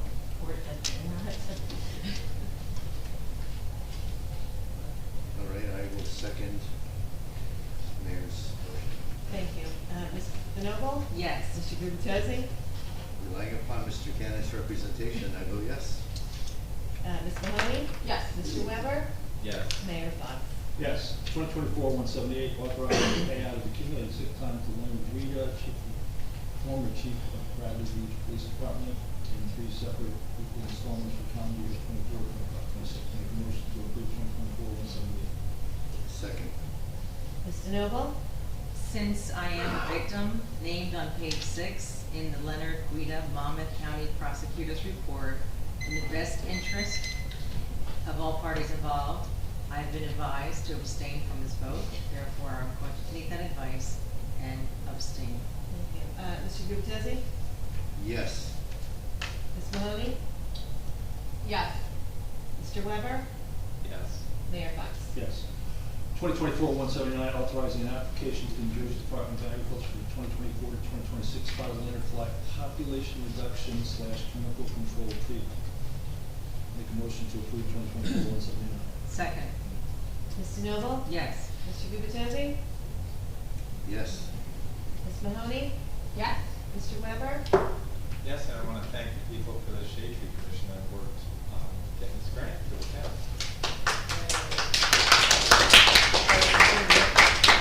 Mayor Fox? Yes. 2024-180, I'll make a motion to withdraw that resolution. Second. Ms. DeNoble? Yes. Mr. Gubatose? Yes. Ms. Mahoney? Yeah, yes. Mr. Weber? Yes. Mayor Fox? Yes. Okay, next item is council and mayor's comments. Why don't we start with Councilman Weber? Tell you what, everybody got one. Appreciate everybody coming out tonight. You already heard what I had to say. It would have been nice if this didn't have to be such a long meeting. I think that would have been possible with a little foresight and a little encouragement. I'm going to read the first aid and then the fire report. So first aid for the period ending today, the squad responded to 17 day calls and 10 night calls. 21 were for medical, 6 were for fire calls. There were 5 water rescue requests from the Answers team. The squad provided medical overwatch for the VDOT Bradley Beach Day and the Alzheimer's Awareness Walk. The squad conducted 1 drill for the safety and education of the membership on beach operations using the Kubota. Congratulations to Carl Fensky for obtaining his national EMT certification to bring the squad's Department of EMTs to 11. They requested no mutual aid assistance for this period, and they provided mutual aid assistance to Valmar for a boat fire and to Avon for a water rescue with transport. The squad fulfilled 100% of their assignments for this period. As always, they're looking for volunteers. There's free training for qualified individuals. You can find the application on the borough's website, and they are accepting application for a cadet program for young people between 16 and 18 years of age. And that was fire. Now that was first aid. Now I have to find fire. Hold on, it's all in here. For the period that ended, these are monthly reports, so for the end of August, the fire department responded to 9 day calls and 8 night calls for a total of 17 calls. There were 3 fires, 10 were alarm activations, 2 were natural gas leaks, there were 2 smoke conditions. The department conducted 1 training for hydrant hookup and hose line stretching. The department participated in 1 special event, the National Night Out. There were no mutual aid requests. The department fulfilled 100% of their assignments. And they are also looking for volunteers, for qualified individuals, and there are applications on the town website. I will simply continue with Shade Tree. They're doing a tree planting this weekend. They need volunteers to plant about 20 trees. It actually goes really quickly, but we pair people up, and 2 people plant 1 tree, and if we get enough people, we'll just, every team will plant 1 tree. It's gonna be 9 o'clock at the park between 2nd and 3rd Avenues. We're gonna meet up, have a demonstration, and if you are interested in planting trees, come talk to me or send me an email, and we'll get to doing that. I think that's the extent of my report, so I'm gonna leave it there. Okay, Councilwoman Mahoney. I apologize for being on my phone. I have the wrong date down for something I'm going to report on, so that's what I wanted to fix. Okay. There will be a beach sweep on October 19th from 9 a.m. to 12:30 p.m. We'll meet at the gazebo on Fifth Avenue. You can sign up by going to cleanoceanaction.org and downloading the waiver, or you can sign up the day of the sweep at 9 a.m. Their next meeting will be, the next meeting of the Environmental Commission will be on October 7th, and the Environmental Commission will present to this council on October 23rd. The Land Use Board met for 7 minutes on October 19th. That was perhaps a record. No new business was discussed, and their next meeting will be on October 17th. That's all I have. Okay, thank you. Council President. Oh, okay. Tourism. They had a really great time with the Viva Bradley Beach. I don't know if everybody went, but it was really fun. And they had music and food. They had Oaxaca by the sea. They had ponchos and wanchos. DJ J was there. They did a salsa lesson. They had 2 Hispanic bands. And the highlight of the event was the Mexican dance troupe from the Bradley Beach Elementary School. They performed beautifully. It was amazing. And Tourism Director Amy Hall would like to extend a special thanks to Marcia Falcon from the Bradley Beach Elementary School for bringing in the dancers, and Councilwoman Jane DeNoble, that's me, and Juliana Titus. Julie, you're here too. Oh, there she is. For supervising the bounce house for the day. That was a lot of fun. The kids, they loved it. Lots of smiles there. And thanks to the Bradley Beach Department of Public Works, specifically Mike, Armando, and Manny, and to the Bradley Beach Police Department for keeping the event safe and fun for everyone. Kudos to everybody. I did want to share a letter she got, a quick email. Hi, Amy. I just want to thank you for doing such a wonderful job in Bradley this summer, and always. The concerts on Thursdays in Riley Park were fantastic, and it's wonderful to see so many people attend. My family will have many great memories because of the work you do. Thanks again. You go above and beyond. That was very sweet. Shade Tree, we're going to be 22 trees richer. I do want to recognize Nick Korsich is here from the Shade Tree Commission. We have Shauna Greenblatt, our former vice chair of the commission. You guys do great work. I'm so proud of you. Every year we get greener. Our canopy is bigger, and you make it safer and, what's the word I want to say? Greener, sustainable. That's another one we hear a lot. And just more beautiful. That's really important. Board of Ed. They had a meeting September 17th, and they had the presentation of our board's certification by the New Jersey School Boards Association, and they were awarded with a plaque. This certification recognizes the Bradley's Board of Ed's commitment to effective governance and continuous improvement through training. It focuses on areas like ethics, goal setting, board roles, and responsibilities in police development, finance, communication, student achievement, and community engagement. For this certification, they had to earn 16 credits of group training, complete a full day retreat, undergo a policy audit, and demonstrate a commitment to continuous improvement through annual board self-evaluations, among other requirements. This recognition really underscores the dedication of our board members and their hard work. They also discussed the start of the school year, safety and security measures. They approved their board's goals for the year. which aligned with their 5-year strategic plan, and they renewed their memorandum of agreement with the Bradley Beach Police Department to continue our strong relationship with local law enforcement. And that completes my report. Thank you very much. Thank you.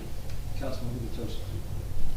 I'll start with my police liaison report, as always delivered very punctually by Detective Lieutenant Browning. Thank you, sir. And the report is that we've had numerous bicycle thefts, but all are of unlocked bicycles left mostly on front porches or in plain view in the yard. This is and always has been a Shoretown problem. The police department would like to remind residents to please lock your bicycle with a heavy-duty chain if it's to be left outside. And do your best to hide it from view, as these are crimes of opportunity, and the criminals generally go for unlocked bikes they can see from the sidewalk or street as they walk by. That being said, the only arrest that we've reported since the last meeting is the same subject tried 2 different bicycle thefts earlier in the month and was once again arrested for stealing a bicycle. As he fled, he ended up stealing another bicycle, but was apprehended by the police. He was, you can't make this stuff up, right? He was additionally charged with 2 counts of criminal trespassing and 1 count of resisting arrest. I also serve as the Sylvan Lake Commission liaison, and a quick update on the Sylvan Lake Commission is that a meeting was held last Wednesday, September 18th. Commission members are still pushing their professionals to commence survey and measurement work in an effort to understand the design need for dredging and the restoration of the lake. This information can then be used to design the Bradley Beach bulkhead repair project that's on the Bradley Beach side of the lake, which is likely to commence next year. One of the restoration project leads, Marty McHugh, answered questions from the commission, and one of our residents with a strong engineering background, Paul Nowicki, has offered his guidance as well. That concludes my report. I have just a few comments. The first is, I mentioned this last week, but or 2 weeks ago, but I wanted to just reemphasize it because both Avalon and I signed this agreement today. So the Borough of Bradley Beach and Avalon are launching this critical infrastructure project, the outfall pipe. That outfall pipe coming out of Sylvan Lake into the oceans failed after 60 years. This replacement project will be run by the DEP. They will fund 75% of the cost up to $3 million. We initially estimated the cost of the project to be $3.5 million. So what could have been a $1.7 to $2 million cost for Bradley Beach is now about $500,000. So or less. So we're very happy about that. And we had a quick meeting at Sylvan Lake today to talk about that and the temporary fix we put on these solutions called, it's the flume, the outfall regulator. And we're probably going to accelerate that project. We've asked the engineering group to accelerate that and maybe try to get that done before we get the outfall started. So we're going to work on that. We had a Mayor's Wellness walk last Friday at 6, an evening walk. The theme of it was, the top part of the walk was how to feel like summer all year round. I didn't know there was such a syndrome called SAD, summer something deficiency, but Hackensack Meridian, their mental health team went through that with us, and it was very interesting. I wasn't aware of that. It was an actual syndrome. 319 Lorraine Church, we're working on the bid package for demo, in parallel land use review and artifact disposition is underway. We're going to continue to focus on these community projects. They were held temporarily back, but we're going to get back in the high gear on North Side Pump House, Promenade, Sylvan Lake improvements, and Main Street improvements. In addition to that, we are continuing to look at Fifth Avenue improvements, Rec Center improvements, Main Street. We're going to continue to focus on getting that online. It's gonna take a little longer, but we'll get that done. And that is my report. So with that, I will ask for public comments. Yes?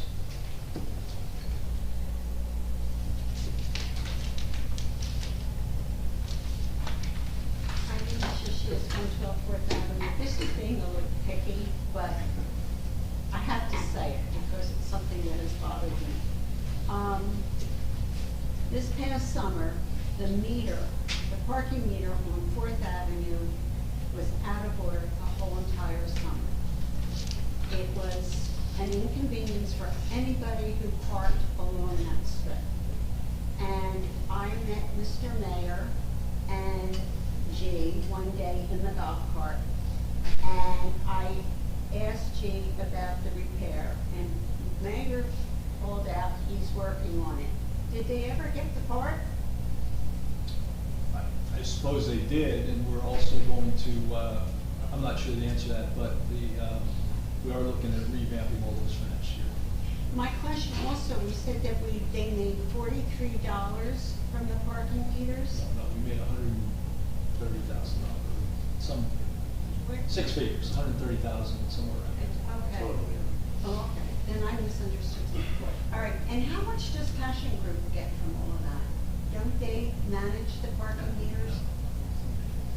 No? Yeah, Oh, the ATM, I apologize, okay. I'm hoping that comes Memorial Day, I'm not gonna see out of service on that Fourth Avenue meter and seeing all the people scrambling as to where to go find a place to pay for the meter. As I said, I think we're changing it now. I have a question about that as well. Were we considering like an app like they have in Asbury Park rather than an actual machine that we have to pay for? We actually need, even in Asbury, we need to have both in case people don't either have a smartphone or, you still have to have the unit. I would assume you'd have less units though, correct? Yeah. If they use credit, because I know in some municipalities you can either use change or you can use your credit card. That's why you have to have these, yes. Yes.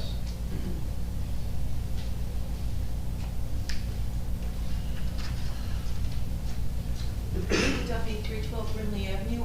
Adding to the rec report that the seniors had their meeting today. It was lovely. They had it catered by UVA, and they ended with playing bingo.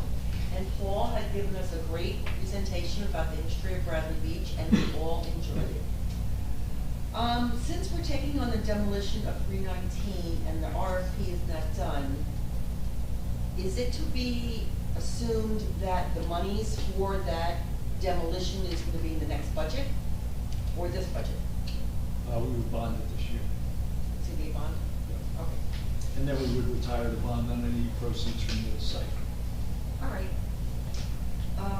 And are we still meeting with Local 152 for negotiations, or is that done? No, go. Not done?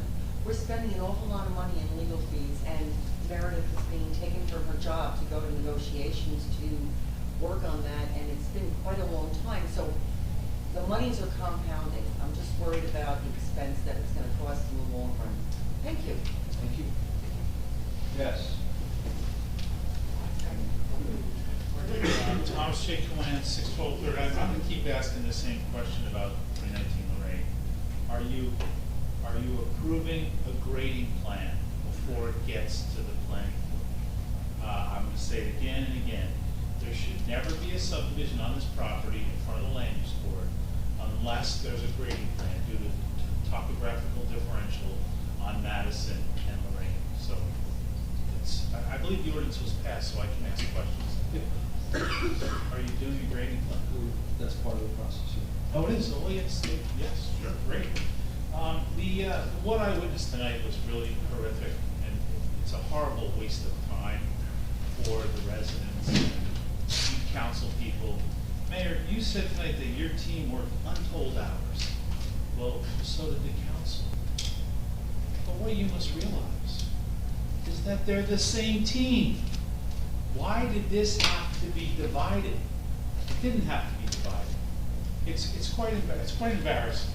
And you said surplus surplus is, to be used. But you know what? It's our money, and it's not to be squandered by a politician. And you spent $1.6 million over the last 2 years, and you act like, oh, it's all right, it's your money. No. It's not. It's poor planning, poor budgeting, poor transparency, poor collaboration. I can't wait till 2025. Thank you. Thank you. Yes.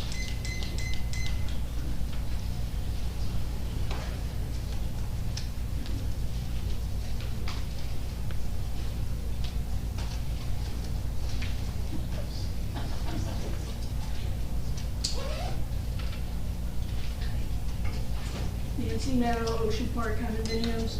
Again, I recognize that only 3 of you are gonna be here. But, and I brought this all up before, we don't get to see anything about deposits. I'm sorry, about the what? Deposits. Positives? Deposits. Deposits, I'm sorry, I couldn't. I'm sorry, I don't speak clearly, I have a disability. So try not to make me feel uncomfortable, and do not even think to intimidate me. I actually have a Because hearing we're issue. again, we're on my time. So I always come back to when we look at the beach sales and revenues, a person shall remain nameless, got $7,000 cash for the cashiers. I don't understand that because, it's mostly online badges, but be that as it may, that obviously is not part of revenue, that is reimbursing themselves. The same way I don't know how many years, I wanna see P&L on the rec department. Because the way they spend money is incomprehensible to me. And regarding tourism, I'm glad it was a great Viva event. But once again, there was a bounce house. It's a tremendous liability for this borough, no matter how well it is supervised by a volunteer. And what are we doing with the website? Maybe, stop paying those people, take it down. 8 newsletters were posted last week on one day. Really? And I also, regarding deposits, there was an event last week at a private business, and there was security there in a Bradley Beach car with a person dressed in a Bradley Beach law enforcement uniform. So how do we know that we got reimbursed for this? Because clearly a private business event would hire their own security, so I'm sure that was the arrangement made. I'm not gonna list names, I'll tell you that privately, but I was shocked. But that's what happens when I get out of the house. But, again, I'm not judging that security was there, but clearly that's not on our dime. And we don't get to see those payments, reimbursements, et cetera. And it's just, again, my vocabulary is just so gone. And these things need to be fixed. They shouldn't need to wait for a new administration. From where I sit, there's a bevy of employees that clearly are receiving compensation and can look into, research, present, refine, and we just seem to not address it. I mean, we've been on this website a couple of years, and it just goes from bad to worse. I don't remember what I was searching for, and it clearly is not there. Oh, I know, finance department, I'm sorry. Under departments, you would think we'd be in alphabetical order, there'd be an F. And then we have commissions, and under that says tourism department. Tourism is not a department. So again, little things, you take notes, you do nothing. Like Mr. Cohen, I can't wait till January either. Thank you. Any other questions? 41. Yes, comments?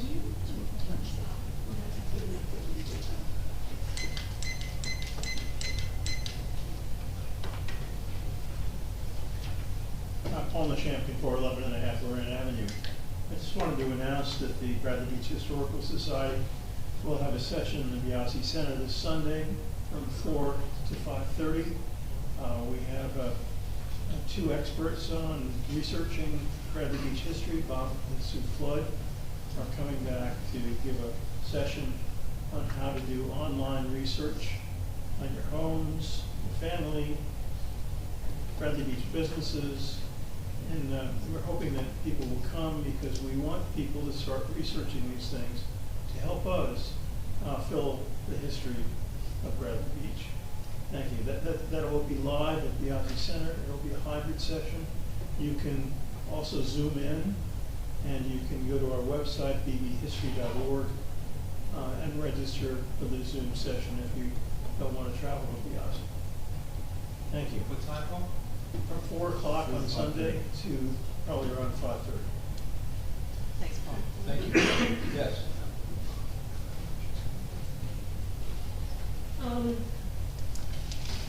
I wasn't gonna say anything, because I've already spoken twice, but while sitting there, I wrote this, and I wanna read this on the record. It's about Councilman Gubitosi. I wish to extend my heartfelt gratitude to Councilman Gubitosi for his unwavering commitment to our community and his courageous decision to run for mayor, despite the unfounded personal accusations against him. In these challenging times, we need leaders who are not only dedicated to public service, but also determined to address the critical issues that affect our daily lives. Councilman Gubitosi embodies these qualities and more. First and foremost, Mr. Gubitosi has made it his mission to stop corruption within our municipal government. Corruption undermines the very foundation of our democracy, eroding public trust and diverting resources away from essential services. By continuing to root out corruption, Councilman Gubitosi is taking a bold stand for integrity and transparency. His dedication to this cause gives us hope that we can build a government that truly serves the residents. In addition to tackling corruption, he is committed to healing the divisions that have plagued our community. In the last 3 years and 9 months, we have experienced an increase never before seen in polarization and discord, which has hindered our ability to work together for the common good. Al Gubitosi understands that unity is essential for progress. He has consistently advocated for open dialogue, mutual respect, and collaboration among all residents, regardless of their background or their beliefs. His vision for a more inclusive and harmonious community is one that we can all rally behind. Furthermore, Al Gubitosi is dedicated to restoring trust in our municipal government. Trust is the cornerstone of any successful democracy, and it is something that must be earned through consistent and ethical behavior. His proven track record of commitment to these principles reassures us that under his leadership, our government will operate with the highest standards of integrity. One of the most pressing issues facing our borough is the need to get to the bottom of where our missing money went. Financial mismanagement and embezzlement have serious consequences. Depriving our municipality of much-needed resources and eroding public confidence. I am confident Councilman Gubitosi, as mayor, will conduct a thorough investigation into these matters, ensuring that those responsible are held accountable and that any stolen funds are recovered. His determination to address these issues head-on demonstrates his dedication to justice and fiscal responsibility. I'm confident Mr. Gubitosi will also stop the pandering to developers and special interests that has too often influenced our town's decisions. By prioritizing the needs and voices of everyday residents over those powerful developers and special interest groups, he will aim to ensure that our borough's growth and development will benefit all members of the community. This commitment to fairness and equity is a testament to his dedication to serving the public good. Moreover, he has repeatedly demonstrated his belief that an open and transparent government is essential for building trust and accountability. In closing, I want to express my deepest appreciation for his tireless efforts and unwavering commitment to Bradley Beach. His leadership, integrity, and dedication to public service are exactly what we need to move forward. I encourage all residents to join me in supporting Al Gubitosi in his campaign for mayor. Together, we can build a better, more just, and more united community. Thank you, Councilman Gubitosi, for your service and your vision. We are grateful for your leadership, and we look forward to the positive changes that you will bring our borough. Thank you. If there's no other comments, I'll move to close the meeting. Nope. Second? All in favor? Aye. Aye. Councilman.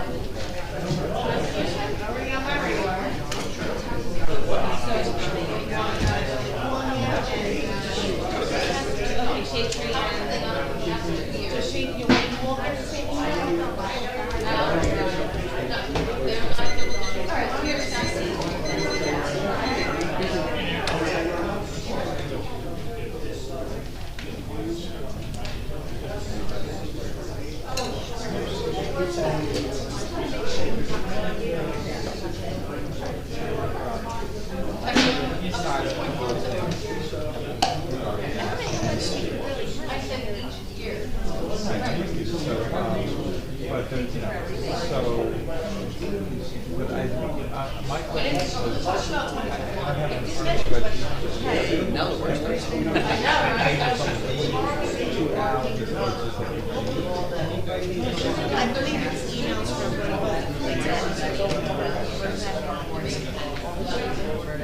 Yeah, I saw some stuff beside it.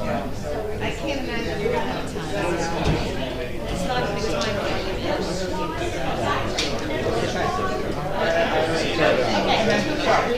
No, I actually didn't see you sitting behind me. Oh, and I extended